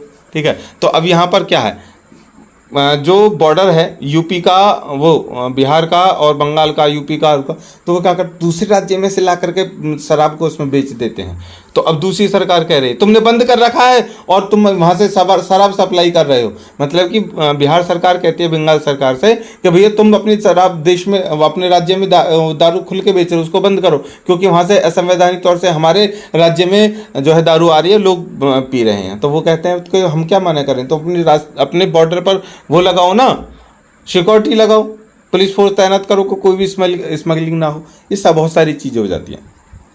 चौथा है क्षेत्रीय आकांक्षाएं। राज्य की सरकार अपनी अनूठी क्षेत्रीय आकांक्षाओं और मांगे होती हैं जो केंद्र सरकार की नीतियों और निर्णयों से टकरा सकती हैं। इसके परिणाम स्वरूप तनाव और अधिक स्वायत्त की मांग पूरी हो सकती है। अभी जो मैंने दूसरा वाला एग्जाम्पल बताया ना कि बॉर्डर पे जो शराब इधर से लेनी और जहाँ पर नहीं है वहाँ पर महंगी बेचनी, ये वही वाली भी बात है, क्षेत्रीय आकांक्षाएं होती है। ठीक है, यही विवाद होते हैं। चलिए अब अगला पॉइंट है यहाँ पर दोस्तों, शक्तियों का पृथक्करण। शक्तियों का पृथक्करण को इसको बोलते हैं हम इंग्लिश में फेडरल सिस्टम। ठीक है, शक्तियों का पृथक्करण, कार्यपालिका, विधायिका और न्यायपालिका के बीच संबंध, दोनों चीज यहां पर देखने वाले हैं। सबसे पहले सरकार की 3 शाखाएं, कार्यपालिका, विधायिका और न्यायपालिकाएं, ध्यान रखना। मतलब कि यहां पर हो गई सरकार, ठीक है, और यहां पर उसकी 3 शक्तियां हो गई। यहां पर होगी कार्यपालिका, यहां पर विधायिका और यहां पर न्यायपालिका। ये तीनों स्तंभ हैं जिनके ऊपर पूरी सरकार, पूरा संविधान टिका हुआ है। आगे बढ़ें। हालांकि तीनों के पास करने के लिए अलग अलग कार्य हैं, लेकिन उनका दायरा कभी कभी मिलता है, अधिकारों का विभाजन हो जाता है। ठीक है, मिलता है। अब आगे अधिकारों का विभाजन। देख, कहने का मतलब कार्यपालिका, विधायिका और न्यायपालिका तीनों के अपने अपने काम हैं। समझिए कि 3 अलग अलग विभाग हैं, तीनों के अपने अपने काम है, लेकिन फिर भी एक दूसरे से वो भिड़ जाते हैं कभी कभी। कैसे, वो आगे पढ़ेंगे। यहाँ पर अगली हेडिंग अधिकारों का विभाजन। देखिए, भारत में शक्तियों के बजाय कार्यों के पृथक्करण का पालन किया जाता है। अमेरिका के विपरीत भारत में शक्तियों के पृथक्करण की अवधारणा का सख्ती से पालन नहीं किया जाता। हालांकि जांच और संतुलन की एक प्रणाली इस तरह से बनाई गई है कि न्यायपालिका के पास विधायिका द्वारा पारित किसी भी असंवैधानिक कानून को रद्द करने की शक्ति है। किसके पास में? न्यायपालिका। तो इन सब में सबसे बड़ी कौन है? न्यायपालिका। समझ में आ गया? न्यायपालिका में ही के अंदर ही हम आते हैं, वकील, जज सब न्यायपालिका में ही आते हैं। तो सबसे बड़ी प्रणाली कौन सी है? सबसे बड़ी ब्रांच, सबसे बड़ी शाखा कौन सी है? बोलो, ताकत से बोलो। हम है ना, वकील साहब, जज साहब, ये सब, और हम जो चाहे वो कर सकते हैं, है क्या नहीं? चलिए देखिए, सरकार के प्रत्येक अंग के कार्य क्या है। नंबर 1 है विधानमंडल। देखिए, विधायिका का मुख्य कानून है कानून बनाना। विधायिका जो है क्या करती है? कानून बनाती है दोस्तों। यह अन्य 2 अंगों कार्यपालिका और न्यायपालिका के कामकाज का आधार है। देखिए, अगर विधायिका विधान नहीं, विधि, लॉ, कानून नहीं बनाएगी तो कार्यपालिका और न्यायपालिका कुछ भी नहीं कर सकते, ठल्ले बैठ जाएंगे दोनों। इसे कभी कभी तीनों अंगों में प्रथम स्थान भी दिया जाता है, क्योंकि जब तक कानून नहीं बनाए जाते तब तक कानूनों का क्रियान्वयन एवं अनुप्रयोग नहीं हो सकता। तो सबसे प्रथम स्थान दिया गया है किसको? विधायिका को। अब दूसरा है कार्यपालिका। देखिए, कार्यपालिका का वह अंग है जो विधायिका द्वारा बनाए गए कानूनों को लागू करती है और राज्य की इच्छा से लागू करती है। देखिए, सबसे बड़ी बात है, विधायिका ने विधि बनाई ये कि कल से जो भी बिना हेलमेट के नालायक पकड़ा जाएगा उस पर 10,000 रुपये का चालान होगा। नियम बन गया, विधायिका ने बना दिया। अब कार्यपालिका क्या करेगी, उसका पालन करवाएगी। कार्यपालिका का मतलब पुलिस प्रशासन, जगह जगह खड़े जाए डंडे लेकर के, जो भी मिलो आता है यहाँ पे 20,000 का चालान भर दे जल्दी से, ठीक है। तो काम कौन करवा रही है, अब कार्यपालिका। यह सरकार का प्रशासनिक प्रमुख स्रोत है। प्रशासनिक, ध्यान रखना, एडमिनिस्ट्रेशन, पुलिस प्रशासन, प्रधानमंत्री, मुख्यमंत्री और राष्ट्रपति, राज्यपालों सहित मंत्री कार्यपालिका का हिस्सा बनते हैं। यही ऑर्डर देते हैं सभी को कि ऐसा करो ऐसा करो। आगे है न्यायपालिका। देखिए तीसरे स्थान पर इसको रखा है, लेकिन ये सबकी बाप है, ध्यान रखना। न्यायपालिका सरकार की वह शाखा है जो कानून की व्याख्या करती है, विवादों का निपटारा करती है और सभी नागरिकों को न्याय प्रदान करती है। न्यायपालिका को लोकतंत्र का प्रहरी और संविधान का संरक्षक भी माना जाता है। इसे सर्वोच्च न्यायालय, उच्च न्यायालय, जिला और अन्य अधीनस्थ सेशन कोर्ट में शामिल किया गया है। मतलब निचली अदालत, फिर उसके बाद उच्च अदालत और उसके बाद सर्वोच्च अदालत। अब भारतीय न्यायपालिका के बारे में अधिक जानकारी के लिए यहाँ पर देखेंगे, ठीक है, क्लिक करने की आवश्यकता नहीं, यहीं पढ़ा रहे हैं। नंबर 1 है शक्तियों का पृथक्करण क्या है। यहाँ पर तीनों चीजें आपको देख ली, शक्तियों का पृथक्करण, कार्यपालिका अलग, विधायिका अलग और न्यायपालिका आधार, सबके पास में अपनी अपनी शक्तियां हैं, लेकिन उनका बंटवारा क्या है। पृथक्करण का मतलब बंटवारा। देखिए सख्त अर्थों में शक्तियों के पृथक्करण का सिद्धांत बहुत ही कठोर है। कैसे, अवधारणा, इस अवधारणा को पहली बार 4वीं शताब्दी ईसा पूर्व में अरस्तु के कार्यों में पाया गया था। देखा यार, मुझे अरस्तु बड़े ग्रेट मैन लगते हैं। उनके हर एक थ्योरी, हर एक सिद्धांत, उनका दर्शन नया दोस्तों मजा खड़ा कर देता है। कभी पढ़ के देखना अरस्तु जी को, जिसमें उन्होंने सरकार की 3 एजेंसियों को महासभा, सार्वजनिक अधिकारी और न्यायपालिका के रूप में वर्णित किया था। प्राचीन रोमन गणराज्य में भी इसी तरह की अवधारणा का पालन किया जाता था। आधुनिक समय में 18वीं सदी के फ्रांसीसी दार्शनिक मॉन्टेस्क्यू थे, जिन्होंने अपनी पुस्तक Del Esprit des Lois the spring of laws में इस सिद्धांत का अत्यधिक व्यवस्थित और वैज्ञानिक बना दिया। तो स्टार्ट किया अरस्तु जी ने और मॉन्टेस्क्यू ने क्या किया, इसको और ज़्यादा विस्तार दे दिया। उनका काम अंग्रेजी प्रणाली की समझ पर आधारित है, जो सरकार के 3 अंगों के बीच अधिक अंतर की प्रवृत्ति दिखा रहा है। मतलब सरकार को 3 भागों में अलग अलग बांट के बता रहा है। इस विचार को जॉन लॉक ने आगे विकसित किया। उसके बाद किसने बढ़ाया इसको, जॉन लॉक ने। अब है पृथक्करण का उद्देश्य। शक्तियों के पृथक्करण का उद्देश्य किसी एक व्यक्ति या व्यक्तियों के समूह द्वारा शक्ति के दुरुपयोग को रोकना है। क्या है, मतलब कि शक्तियों का जो बंटवारा है, उस बंटवारे का उद्देश्य का मतलब यह है कि अगर हमारे पास 10 काम हैं और हम उन 10 कामों को 2 लोगों पर दे देते हैं तो 5-5 काम आराम से कर लेंगे, और 3 लोगों पे दे देते हैं तो 3/कुछ भाग जो है वो सब पे, तीनों पे आ जाएगा। तो भाई देखो, अगर एक व्यक्ति के पास 10 काम है और 3 व्यक्तियों के पास में उन 10 कामों को बांट दिया तो काम जल्दी और आसानी से हो सकते हैं ना। इसीलिए शक्तियों को बांट दिया जाता है। पूरा अकेला प्रधानमंत्री हमारा कुछ नहीं कर सकता। अगर उसके पास इतनी शक्तियाँ होंगी, बेचारे 24 घंटे में से 18 घंटे तो सोते गए हैं, वो 18 ना 20 ही घंटे, 4 घंटे सोए हैं बेचारे, 20 घंटे काम कर रहे हैं। मैं कह रहा हूँ 20 घंटे में भी वो यही पढ़ पाएंगे, अच्छा ये है, वो कुछ नहीं कर पाएंगे। इसलिए उनके शक्तियों का बंटवारा किया हुआ है। यह राज्य की मनमानी, तर्कहीन और अत्याचारी शक्तियों के खिलाफ समाज की रक्षा करेगा, सभी के लिए स्वतंत्रता की रक्षा करेगा और प्रत्येक कार्य को राज्य के उपयुक्त अंगों को उनके संबंधित कर्तव्यों के प्रभावी निर्वहन के लिए आवंटित करेगा। मतलब उद्देश्य क्या है कि कोई भी राज्य सरकार, ठीक है, कोई भी मुख्यमंत्री अपनी नहीं चला सकता। जैसे बुलडोजर चल रही है ना, वो नहीं चल सकती। अगर चलेगी तो निश्चित चीज़ के लिए, और जब तक कोर्ट के आदेश नहीं होंगे तब तक नहीं चलेगी। लेकिन कंडीशन यहाँ पर अलग ही चल रही है फिलहाल। कोई बात नहीं, आगे बढ़ते हैं। शक्तियों के पृथक्करण का अर्थ देखिए। शक्तियों के पृथक्करण शासन तंत्र को 3 शाखाओं अर्थात विधायिका, कार्यपालिका और न्यायपालिका में अलग अलग करता है, बांटता है। हालांकि अलग अलग लेखक अलग अलग परिभाषाएं देते हैं। सामान्य तौर पर हम इस सिद्धांत की 3 विशेषताएं बता रहे हैं, जिससे आपको पता चल जाएगा कि क्या है। नंबर 1, देखिए, प्रत्येक अंग की क्षमता अलग अलग होती है।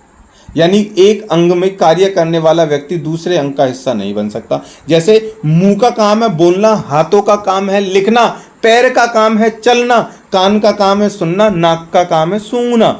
अगर हम हाथ को कह दे कि भैया तुम चलो, पैर को कह दे भैया कि तुम खाना खाओ, और कान को कह दे कि तुम सूंघो, तो ये नहीं हो सकता। इसलिए हर एक अंग के अलग अलग कार्य बना दिए गए हैं और वो अपना अपना कार्य करेंगे, तब एक पूरा देश, भारत माता हमारी अच्छे से चलेगी।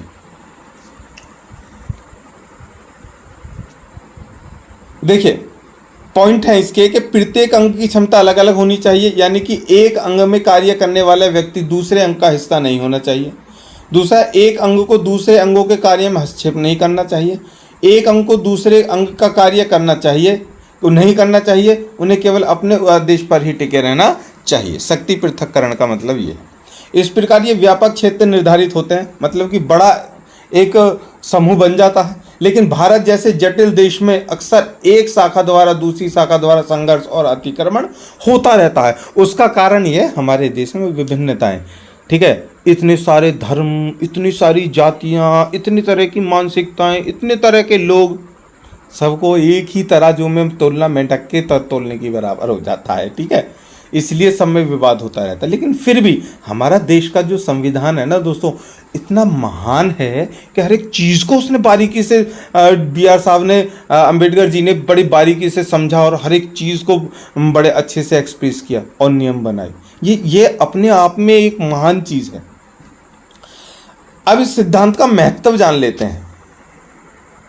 देखिए, हमें राज्य के विभिन्न अंगों के बीच शक्तियों के पृथक्करण की आवश्यकता क्यों है? जब भी सत्ता एक केंद्र सत्ता में केंद्रित होती है तो कुप्रशासन, भ्रष्टाचार, भाई भतीजावाद और सत्ता के दुरुपयोग की अधिक संभावना होती है। यह सिद्धांत यह सुनिश्चित करता है कि लोकतांत्रिक व्यवस्था में निरंकुश प्रवेश न कर सके। यह नागरिकों को मनमाने शासन से बचाता है। इसलिए शक्तियों के पृथक्करण सिद्धांत के महत्व को निम्न अनुसार संक्षेपित किया गया है। कहने का मतलब है कि अगर एक कोई भी सरकार है और वो बन जाए तो उसके बाद में वो अपनी मनमानी ना करे, जनता का हित देखे, ठीक है, अपने अपना ना सोचे। इसके लिए बहुत ही जरूरी है ये सिद्धांत। और कैसे? नंबर 1, ये निरंकुशता को दूर करता है। निरंकुशता मतलब अपनी अपनी मनमानी को रोकता है, व्यक्तिगत स्वतंत्रता की रक्षा करता है। हर एक व्यक्ति अपने आप में कुछ भी करने के लिए स्वतंत्र है।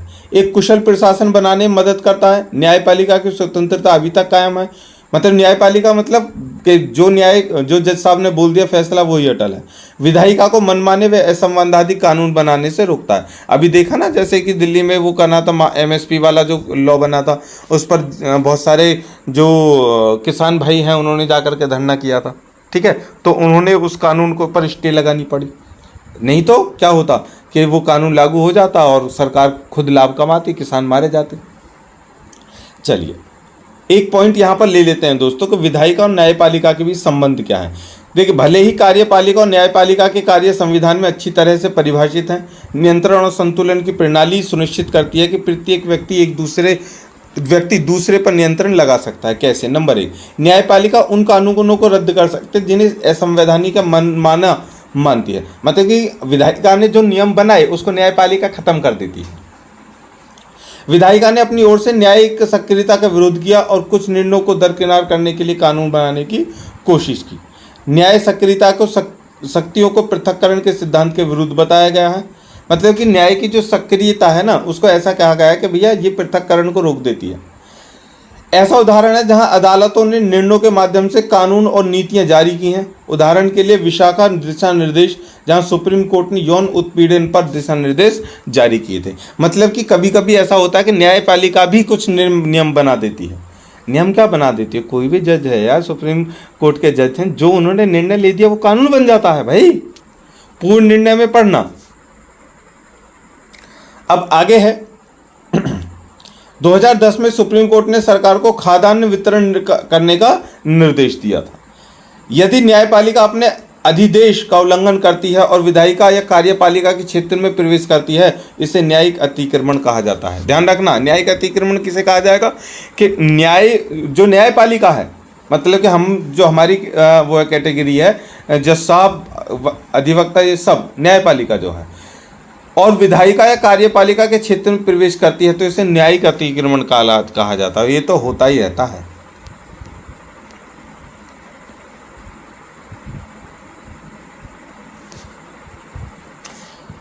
ठीक है दोस्तों, चलिए आगे बढ़ते हैं।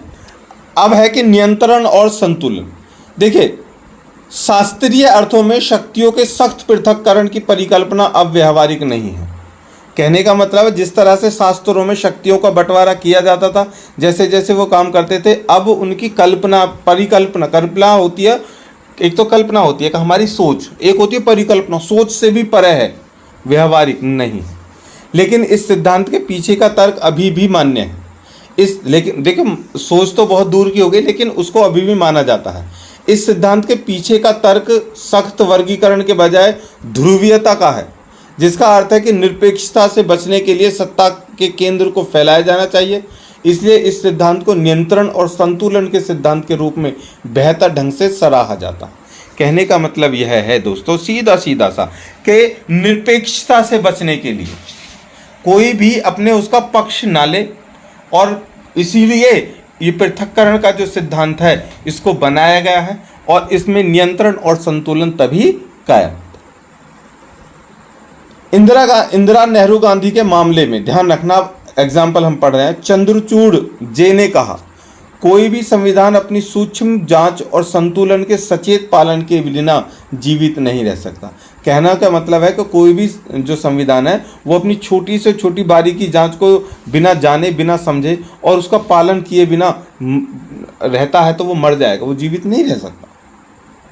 जिस तरह अदालतों को राजनीतिक उलझनों से जुड़ी समस्याओं में नहीं पड़ना चाहिए, ध्यान रखना, अदालतों को राजनीति से जुड़ी समस्याओं में नहीं पड़ना चाहिए, उसी तरह संसद को भी अदालतों के संरक्षण का सम्मान करना चाहिए। शक्तियों के पृथक्करण का सिद्धांत संयम का एक सिद्धांत है, जिसमें आत्म संरक्षण के विवेक का उपदेश है। वह विवेक वीरता से का बेहतर हिस्सा है।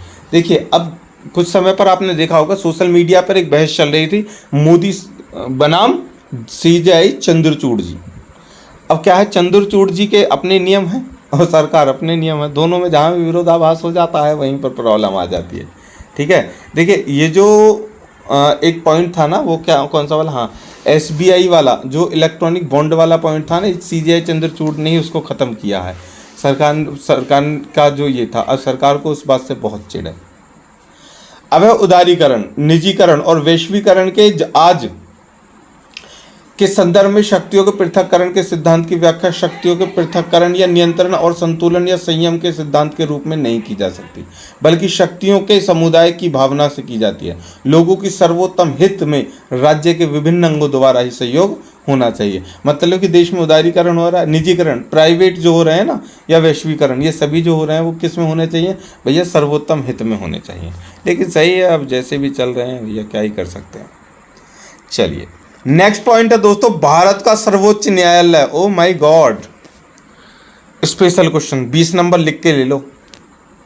भारत का सर्वोच्च न्यायालय देश का सर्वोच्च न्यायिक न्यायालय है। यह देश में अपील की अंतिम अदालत है, इसलिए यह सबसे इंपॉर्टेंट है। ठीक है, राजनीतिक और शासन के लिए सबसे जरूरी है। कोई भी अगर कहीं पर कोई गड़बड़ हो रहा है तो सुप्रीम कोर्ट ही याद आता है दोस्तों, इसके अलावा और कुछ चीज़ नहीं याद आती। भारतीय सर्वोच्च न्यायालय से संबंधित नवीनतम अपडेट देखिए, 9 नवंबर 2022 को जस्टिस DY चंद्रचूड़ भारत के 50वें मुख्यमंत्री न्यायाधीश के रूप में शपथ ली है। 15 फरवरी 2021 इस दिन सुप्रीम कोर्ट के पूर्व न्यायाधीश जस्टिस PV सावंत का निधन हो गया है।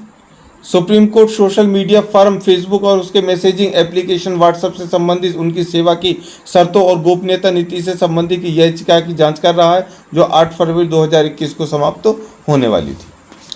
13 फरवरी 2021-2019 में दिल्ली की शाहीन बाग में हुए नागरिकता कानून विरोध प्रदर्शन पर एक समीक्षा याचिका खारिज करते हुए सुप्रीम कोर्ट का बयान कि विरोध करने का अधिकार कभी भी हर जगह नहीं हो सकता। अब देखिए, बहुत सारी चीज़ें, ये चीज़ें मैंने आपको क्यों बताई हैं, ये चीज़ें मैंने इसलिए बताई कि सारे वो मुद्दे हैं, वो न्यूज़ हैं, वो अपडेट्स हैं जहाँ से तुम्हें शक्ति पता चलती है सुप्रीम कोर्ट की। कहने का मतलब है दोस्तों कि आप वो कहीं भी चले जाइए, अगर सुप्रीम कोर्ट में चले गए और आपका केस एक्सेप्ट हो गया तो ये समझ लीजिए कि निर्णय 100% वो होगा जो एक्चुअल संविधान चाहता है। ठीक है, सुप्रीम कोर्ट का इतिहास जानते हैं। देखिए, भारत का संघीय न्यायालय भारत सरकार अधिनियम 1935 के अनुसार बनाया गया। ठीक है, 1935 के अनुसार बनाया गया। यह अदालत प्रांतों और संघीय राज्यों के बीच विवादों का निपटारा करती थी और उच्च न्यायालय के फैसलों के खिलाफ अपील सुनती थी। कौन? भारत सरकार अधिनियम 1935। स्वतंत्रता के बाद, आज़ादी के बाद संघीय न्यायालय और प्रिवी काउंसिल की न्यायिक समिति का स्थान भारत के सर्वोच्च न्यायालय ने ले लिया, जो जनवरी 1950 को अस्तित्व में आया। मतलब सबसे पहला जो सर्वोच्च न्यायालय वो बना था कब था? 1950 में। जो उससे पहले कौन था? संघीय न्यायालय या फिर प्रिवी काउंसिल था। देखिए, पहले जो था सर्वोच्च न्यायालय था आज़ादी से पहले, उसको प्रिवी काउंसिल बोला जाता था। ध्यान रखना, भूलना मत इस बात को। अब 1950 के संविधान में एक मुख्य न्यायाधीश और 7 अवर न्यायाधीशों वाले सर्वोच्च न्यायालय की परिकल्पना की गई। संसद द्वारा सुप्रीम कोर्ट न्यायाधीशों की संख्या में वृद्धि की गई और वर्तमान में भारत के मुख्य न्यायाधीश CJI सहित 34 न्यायाधीश हैं। ध्यान रखना। भारतीय सर्वोच्च न्यायालय का कार्य, देखिए, यह उच्च न्यायालयों, अन्य अदालतों, न्यायाधिकरणों के फैसलों के खिलाफ अपील करता है। मतलब कि आपका कोई भी निर्णय है और आपका वो निर्णय जो भी हुआ, ठीक है, उससे आप संतुष्ट नहीं हैं, ठीक है, सपोज करो कि आपने कुछ नहीं किया है फिर भी आपको फंसा दिया गया, सजा भूल गई, तो डिस्ट्रिक्ट कोर्ट से आप जाएंगे सीधा कहाँ पर? इलाहाबाद हाई कोर्ट, और हाई कोर्ट में भी नहीं सुनी जाती, फिर आप दोषी हो तो फिर सुप्रीम कोर्ट, और सुप्रीम कोर्ट ने भी आपको दोषी ठहरा दिया तो फिर तुम्हारा कुछ नहीं हो सकता। ठीक है, आगे है कि विभिन्न सरकारी प्राधिकरणों, राज्य सरकारों के बीच और केंद्र और किसी भी राज्य सरकार के बीच विवादों का निपटारा करती है। यह अपनी सलाहकारी भूमिका में उन मामलों की भी सुनवाई करता है जिसे राष्ट्रपति इसके पास संदर्भित रखता है। मतलब राष्ट्रपति के कहने पर भी किसी मामले की सुनवाई कर सकते हैं। सुप्रीम कोर्ट अपने आप में संज्ञान लेकर भी मामलों की सुनवाई कर सकता है। मतलब अपने आप से किसी भी कानून को समझ सकता है। सुप्रीम कोर्ट द्वारा घोषित कानून भारत की सभी अदालतों और केंद्र के साथ साथ राज्य सरकारों पर बाध्यकारी होते हैं। कहने का मतलब सुप्रीम कोर्ट ने जो निर्णय ले लिया वो नया कानून बन जाता है। अब सर्वोच्च न्यायालय का क्षेत्राधिकार। सुप्रीम कोर्ट का क्षेत्राधिकार 3 प्रकार का होता है: मूल, सलाह और अपील। मूल मतलब होता है, सलाह होता है और अपील। कैसे? सुप्रीम कोर्ट की संरचना देखिए, CJI समेत सुप्रीम कोर्ट में 34 जज हैं। जब कानून के मौलिक प्रश्नों का निर्णय करना होता है तो न्यायाधीश 2 या 3 की बेंचों जिसे डिवीजन बेंच कहा जाता है, या 5 या अधिक 5 बेंचेस जिन्हें संवैधानिक बेंच कहा जाता है में बैठते हैं। अभी कोई भी बड़ा निर्णय लिया जाता है ना, तो CJI चंद्रचूड़ जी बीच में बैठते हैं और 2 इधर या फिर 1 इधर 1 इधर, 3 या 5 की जोड़ी बनती है, जुरी बोलते हैं उसको, जुरी बनती है और फिर वो निर्णय देती है। अब भारत के सर्वोच्च न्यायालय की प्रक्रिया क्या है? देखिए, भारत के सर्वोच्च न्यायालय के पास न्यायालय की कार्य प्रणाली और प्रक्रिया को विनियमित करने के लिए राष्ट्रपति से परामर्श करने की शक्तियां हैं। संवैधानिक मामलों का निर्णय आमतौर पर 5 न्यायाधीशों वाली पीठ द्वारा किया जाता है, जबकि अन्य मामलों का निर्णय कम से कम 3 न्यायाधीश की पीठ द्वारा किया जाता है। पहला पॉइंट क्या था? राष्ट्रपति से परामर्श लेने की शक्ति। राष्ट्रपति जी से पूछेंगे, वो है ना कि किस व्यक्ति को, किस अधिकारी को, किस व्यक्ति को है सरकार के किसी भी फैसले को बदल सकता है, मौत के फैसले को बदल सकता है, वो है राष्ट्रपति साहब। चलिए आगे बढ़ते हैं। सुप्रीम कोर्ट की सीट। देखिए, भारत के संविधान के अनुसार दिल्ली को भारत के सर्वोच्च न्यायालय की सीट घोषित किया गया है। हालांकि भारत के मुख्य न्यायाधीश के पास सर्वोच्च न्यायालय की सीट के रूप में किसी अन्य स्थान को आवंटित करने की शक्ति है। यह केवल एक वैकल्पिक प्रावधान है, अनिवार्य नहीं है।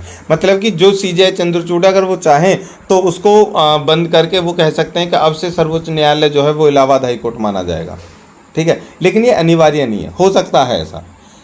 ऐसे सुप्रीम कोर्ट जज पात्रता, इंपॉर्टेंट फैक्ट, ये क्वेश्चन यहाँ से 4 नंबर 10 नंबर का भी बन सकता है।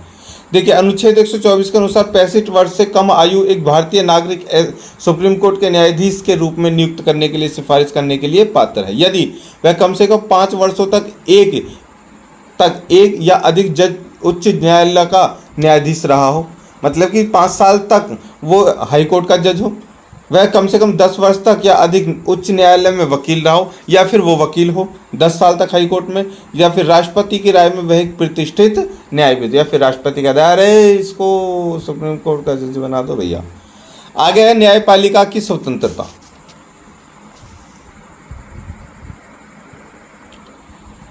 देखिए, न्यायपालिका की स्वतंत्रता सुनिश्चित करने के लिए संविधान में कई प्रावधान हैं, उनकी चर्चा नीचे की गई। नंबर 1, कार्यकाल की सुरक्षा। देखिए, सुप्रीम कोर्ट न्यायाधीशों को कार्यकाल की सुरक्षा दी जाती है। यह एक बार नियुक्त होने के बाद भी 65 वर्ष की आयु तक अपने पद पर बने रहेंगे। उन्हें केवल सिद्ध कदाचार या अक्षमता के आधार पर राष्ट्रपति के आदेश द्वारा हटाया जा सकता है। इसके लिए अनुच्छेद 368 के अनुसार विशेष बहुमत की आवश्यकता होती है। ध्यान रखना, उन कार्यकाल क्या होता है कि जब भी वो चुनेंगे उसके बाद 65 वर्ष तक या फिर उससे पहले राष्ट्रपति ने उनको मना कर दिया तो। वेतन और भत्ते। देखिए, सुप्रीम कोर्ट के न्यायाधीशों को अच्छे वेतन और भत्ते मिलते हैं और वित्तीय आपातकाल के मामले को छोड़कर इन्हें कम नहीं किया जा सकता। उच्च न्यायालय का खर्च राज्य और संचित निधि पर लगाया जाता है, जिस पर राज्य विधानमंडल में मतदान नहीं होता। तीसरा है शक्ति और अधिकार क्षेत्र। देखिए, सुप्रीम कोर्ट की शक्ति और अधिकार क्षेत्र केवल संसद द्वारा ही जोड़े जा सकते हैं, कम नहीं किए जा सकते। कहने का मतलब सुप्रीम कोर्ट सबसे बड़ी ब्रांच, सबसे बड़ी पदवी, सबसे ज़्यादा शक्ति सुप्रीम कोर्ट में है। वो चाहे तो किसी भी निर्णय को यूं बदल सकती है, लेकिन उसके निर्णय को कोई नहीं बदल सकता, नेवर।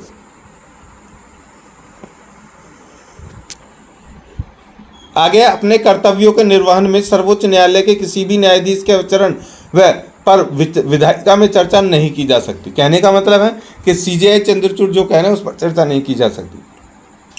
अनुच्छेद 119 के अनुसार सुप्रीम कोर्ट के पास अपनी अवमानना के लिए किसी भी व्यक्ति को दंडित करने की शक्ति है कि सुप्रीम कोर्ट किसी को भी चाहे तो उसकी बेइज्जती करने के लिए किसी को भी उड़वा सकती है, मतलब कि सजा सुनवा सकती है। अब न्यायपालिका को कार्यपालिका से अलग करना। देखिए, राज्य के नीति निर्देशक सिद्धांत में कहा गया है कि राज्य की सार्वजनिक सेवाओं में न्यायपालिका को कार्यपालिका से अलग करने के लिए कदम उठाना होगा। अनुच्छेद 50 के अनुसार कार्य नियंत्रण से मुक्त एक अलग न्यायिक सेवा होगी। कहने का मतलब है कि दोनों में अलग अलग चीज़ें हैं, वो बहुत सारी बढ़ जाती हैं, ठीक है, और कार्यकारी नियंत्रण अलग होता है। देखिए, एक चीज़ तुमने देखी होगी, बहुत मोस्टली सुनी होगी कि पुलिस वाले पकड़ के लाते हैं, वकील छुटा लेते हैं, पुलिस वाले पकड़ के लाते हैं, वकील छुटा लेते हैं, तो न्याय व्यवस्था कहाँ से सीमित हो। तो ये विरोधाभास तो हमेशा चलते रहते हैं। अब है मेन, भारत में सुप्रीम कोर्ट का मूल क्षेत्र अधिकार। देखिए, किसी न्यायालय का मूल क्षेत्र अधिकार उस मामले को संदर्भित करता है जिसके लिए पहले विशेष न्यायालय के संपर्क से आता है। भारत के सर्वोच्च न्यायालय के मामले में इसका मूल क्षेत्र अधिकार अनुच्छेद 131 के अंतर्गत आता है। इनमें निम्नलिखित मामले शामिल हैं। नंबर 1, कौन कौन से मामले आएंगे सुप्रीम कोर्ट में आप ले जा सकते हो? भारत सरकार और एक या अधिक राज्यों के बीच कोई विवाद हो, भारत सरकार और एक तरफ या अधिक राज्यों दूसरी तरफ एक या अधिक राज्यों के बीच कोई विवाद, दो या दो से अधिक राज्यों के बीच कोई विवाद, संविधान का अनुच्छेद 32 मौलिक अधिकारों के परिवर्तन से संबंधित मामलों के लिए सुप्रीम कोर्ट को मूल अधिकार क्षेत्र प्रदान करता है भाई। अब सुप्रीम कोर्ट परमादेश, मतलब कि जो 5 रिट होती है उनको जारी करने के लिए सुप्रीम कोर्ट के पास किसी आपराधिक दीवानी मामले को एक राज्य के उच्च न्यायालय से दूसरे राज्य के उच्च न्यायालय में स्थानांतरित करने का निर्देश भी दे सकती है। मतलब कि तुम्हारा जो केस है वो कहाँ चल रहा है, यूपी में, तुम उसको करवाओ हरियाणा में, हो जाएगा। यह मामलों को एक अधीनस्थ न्यायालय से दूसरे राज्य का उच्च न्यायालय में स्थानांतरित कर सकता है, मतलब सेशन कोर्ट को हाई कोर्ट बना सकते हैं। यदि सुप्रीम कोर्ट को लगता है कि कानून का समान प्रश्नों से जुड़े मामले और एक या अधिक उच्च न्यायालयों के समक्ष लंबित है और ये कानून महत्वपूर्ण प्रश्न है, तो उच्च न्यायालय न्यायालयों के समक्ष अपने मामलों को वापस ले सकता है और इन सभी मामलों का निपटारा कर सकता है। मतलब कोई ऐसा केस है जो निचली अदालतों में चल रहा है, हाई कोर्ट में और निचली अदालतों में, और सुप्रीम कोर्ट रखता है तो बहुत लैंडमार्क जजमेंट होने वाला है, तो उसको अपने अंडर लेते हैं। हालांकि मैं फैसला करूंगा भाई इसका, ठीक है। चलिए आगे, मध्यस्थता और सुलह अधिनियम 1996 सुप्रीम कोर्ट के अंतर्राष्ट्रीय वाणिज्यिक मध्यस्थता शुरू करने का अधिकार भी ये देता है। आगे, अपीलीय न्यायिक क्षेत्र। देखिए, इसके तहत सुप्रीम कोर्ट केवल तभी मामलों पर सुनवाई कर सकता है जब उच्च न्यायालय आदेश के खिलाफ अपील की गई हो। कहने का मतलब है कि आप अपने किसी भी निर्णय को लेकर के, किसी भी मामले को लेकर के भैया सुप्रीम कोर्ट में तब जा सकते हो जब हाई कोर्ट ने तुम्हारे खिलाफ मुकदमा सुना दिया हो। आगे, सलाहकार अधिकार क्षेत्र। देखिए, सलाहकार का क्षेत्राधिकार, इसके तहत राष्ट्रपति सर्वोच्च न्यायालय से कानून या तथ्य के किसी भी मुद्दे पर अपनी राय देने का अनुरोध कर सकते हैं। वो कहते हैं भाई ये मामला चला है, इस पर क्या मैं अपने विचार विकट करूं? जी जी बिल्कुल करो। अब क्षेत्राधिकार की समीक्षा देखिए, यह अनुच्छेद 137 के अंतर्गत आता है और यह सुप्रीम कोर्ट को अपने निर्णय की समीक्षा करने का अधिकार देता है। ऐसे दो आधार हैं जिन पर समीक्षा की अनुमति है, वे इस प्रकार हैं। यदि रिकॉर्ड में कोई स्पष्ट त्रुटि हुई है जिसके कारण निर्णय में गड़बड़ी हुई है, या यदि नए साक्ष्य उजागर हुए हैं जो पहले पार्टी के सर्वोत्तम प्रयास के बावजूद, पार्टी की कोई गलती नहीं होने के बावजूद उपलब्ध नहीं थे। मेन पॉइंट है, ध्यान रखना, या तो मेन डॉक्यूमेंट खो गया या फिर पहले सबूत नहीं मिल रहे थे और सबूत मिल गए, केस सुनाने के बाद सबूत मिल गए, कोई उनकी सुन नहीं रहा, तो ही तुम सुप्रीम कोर्ट में जा सकते हो। चलिए, सुप्रीम कोर्ट में तो घुमाए, अब बात करते हैं जनाब हम राष्ट्रपति जी की। ध्यान रखना, इस क्वेश्चन का मेन वाला पॉइंट आ गया 20 नंबर। देखिए, राष्ट्रपति कौन है और भारतीय राजनीति में उनके संवैधानिक स्थिति क्या है। भारत का राष्ट्रपति राज्य का प्रमुख और भारत का प्रथम सर्वोच्च नागरिक होता है। भारत के संविधान के अनुसार राष्ट्रपति भारतीय सशस्त्र बलों का सर्वोच्च कमांडर है और उसके पास प्रधानमंत्री और केंद्रीय मंत्रिपरिषद के अन्य सदस्यों को नियुक्त करने के साथ साथ उन्हें बर्खास्त करने की भी शक्ति होती है। इसीलिए उसको बोला जाता है देश का सबसे बड़ा सर्वोच्च नागरिक, इसलिए बोला जाता है। अब राष्ट्रपति एक आदर्श व्यक्ति के रूप में कार्य करता है, देश की एकता का प्रतिनिधित्व करता है। राष्ट्रपति की शक्तियां काफी हद तक औपचारिक हैं। औपचारिक का मतलब ज्यादा काम तो नहीं है राष्ट्रपति जी के पास। वास्तविक कार्यकारी शक्ति प्रधानमंत्री और मंत्रिमंडल में ही निहित होती है। वो तो नाम के ही होते हैं, लेकिन जो पद है वो पद है भैया। राष्ट्रपति के पास सर्वोच्च न्यायालय, उच्च न्यायालयों में न्यायाधीशों और राज्यों के राज्यपालों को नियुक्त करने की शक्ति होती है और उन्हें बर्खास्त करने की। मेन पॉइंट, भारत का राष्ट्रपति कैसे चुना जाता है? देखिए जी, राष्ट्रपति का चुनाव एक नामांकन निर्वाचन मंडल के सदस्यों द्वारा किया जाता है, जिसे में संसद के दोनों सदनों के निर्वाचित सदस्यों, राज्यों के और केंद्र शासित प्रदेशों दिल्ली और पांडिचेरी के विधानसभाओं के निर्वाचित सदस्य शामिल होते हैं। मतलब कि वो सभी वोटिंग करते हैं, ऐसे समझ लीजिए। इसी संसद के दोनों सदनों, राज्यसभा और विधानसभा, राज्य विधान परिषदों यदि लागू हों और दिल्ली और पांडिचेरी के विधानसभाओं के लिए नामांकित लोग राष्ट्रपति का चुनाव में मतदान करने के पात्र बिल्कुल नहीं होंगे। आगे के निर्वाचन मंडल के सदस्य एकल हस्तांतरित वोट के माध्यम से अनुपातिक प्रतिनिधित्व प्रणाली में राष्ट्रपति के लिए वोट करते हैं, जहां प्रत्येक सदस्य के पास एक वोट होता है, जिसे प्राथमिकताओं के क्रम में अन्य उम्मीदवारों को स्थानांतरित किया जा सकता है। जिस उम्मीदवार को निर्वाचक मंडल के बहुमत प्राप्त होता है उसे भारत का राष्ट्रपति चुन लिया जाता है। अब इसकी डिटेल्ड वीडियो आपको देखनी है तो आपको कहाँ जाना है, पता है आपको कहाँ जाना है? जाओ जल्दी से यार, डिटेल वीडियो देख करके आओ, जा करके। देखिए, यहाँ पर जो मेन क्वेश्चन है वो ये है राष्ट्रपति जी के बारे में कि भारत के राष्ट्रपति से महाभियोग कैसे चलाया जाता है।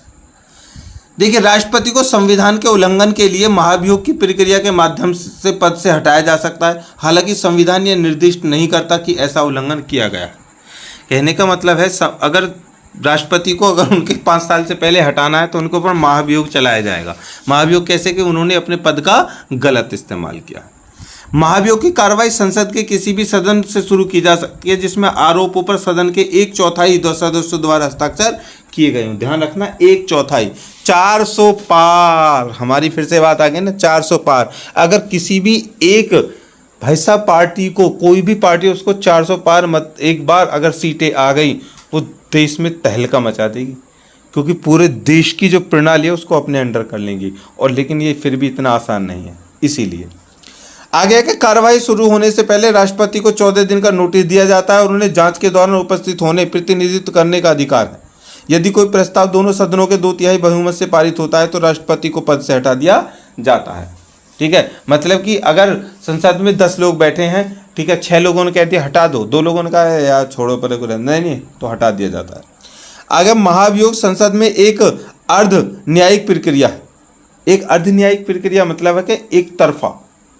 संसद के किसी भी सदन में मनोनीत सदस्य महाभियोग की कार्यवाही में भाग ले सकते हैं, भले ही वे राष्ट्रपति चुनाव में मतदान नहीं कर सकते। राज्य विधानसभाओं और केंद्र शासित प्रदेशों दिल्ली और पुडुचेरी के सदस्य जो राष्ट्रपति चुनाव में मतदान कर सकते हैं, महाभियोग की कार्रवाई में भाग बिल्कुल नहीं लेंगे। जाहिर सी बात है, जिन लोगों ने उनको वोट दिया वो उनको थोड़ी ना बर्खास्त करवा देंगे। आगे है कि आज तक किसी भी राष्ट्रपति पर महाभियोग नहीं चलाएगा। ये हमारे देश की सबसे अच्छी बात है दोस्तों। यहां पर हमारा क्वेश्चन कॉन्स्टिट्यूशन 2 को हम विराम देंगे। ये मास्टर वीडियो आ चुकी है आपके लिए पूरी। नीचे जाओ जल्दी डिस्क्रिप्शन में जो हमारी प्लेलिस्ट है उसका लिंक है, सारी वीडियो देख डालो डिटेल्ड में। अब मत कहना कि सर हुआ नहीं था। पीडीएफ आपको मिल जाएगी। मैंने फिर से बताया, आपको पीडीएफ चाहिए तो हमारे चैनल को जल्दी से ज्वाइन कर लीजिए, सब्सक्रिप्शन ले लीजिए। 159 का सब्सक्रिप्शन है। हमारे नीचे लिंक में जाइए और जाकर के व्हाट्सएप ग्रुप में ज्वाइन कीजिए। वहां पर जाकर के मेरे पर्सनली नंबर पे, मतलब कि एडमिन वाले नंबर पे, वहां पर मैसेज स्क्रीनशॉट भेज दीजिए कि सर ये है मेरा नाम और मैंने सब्सक्रिप्शन ले लिया है, कृपया मुझे उस ग्रुप में जोड़ दीजिए जो आपका स्पेशल ग्रुप है। स्पेशल ग्रुप में आपको पीडीएफ मिलेंगी, बेहतर जानकारी मिलेंगी, सारी चीज़ें मिलेंगी। इसी आशा के साथ बहुत जल्दी से जल्दी सभी में शेयर कर दो। अगली वीडियो आने वाली है कुछ देर बाद में। मिलते हैं। जय हिंद।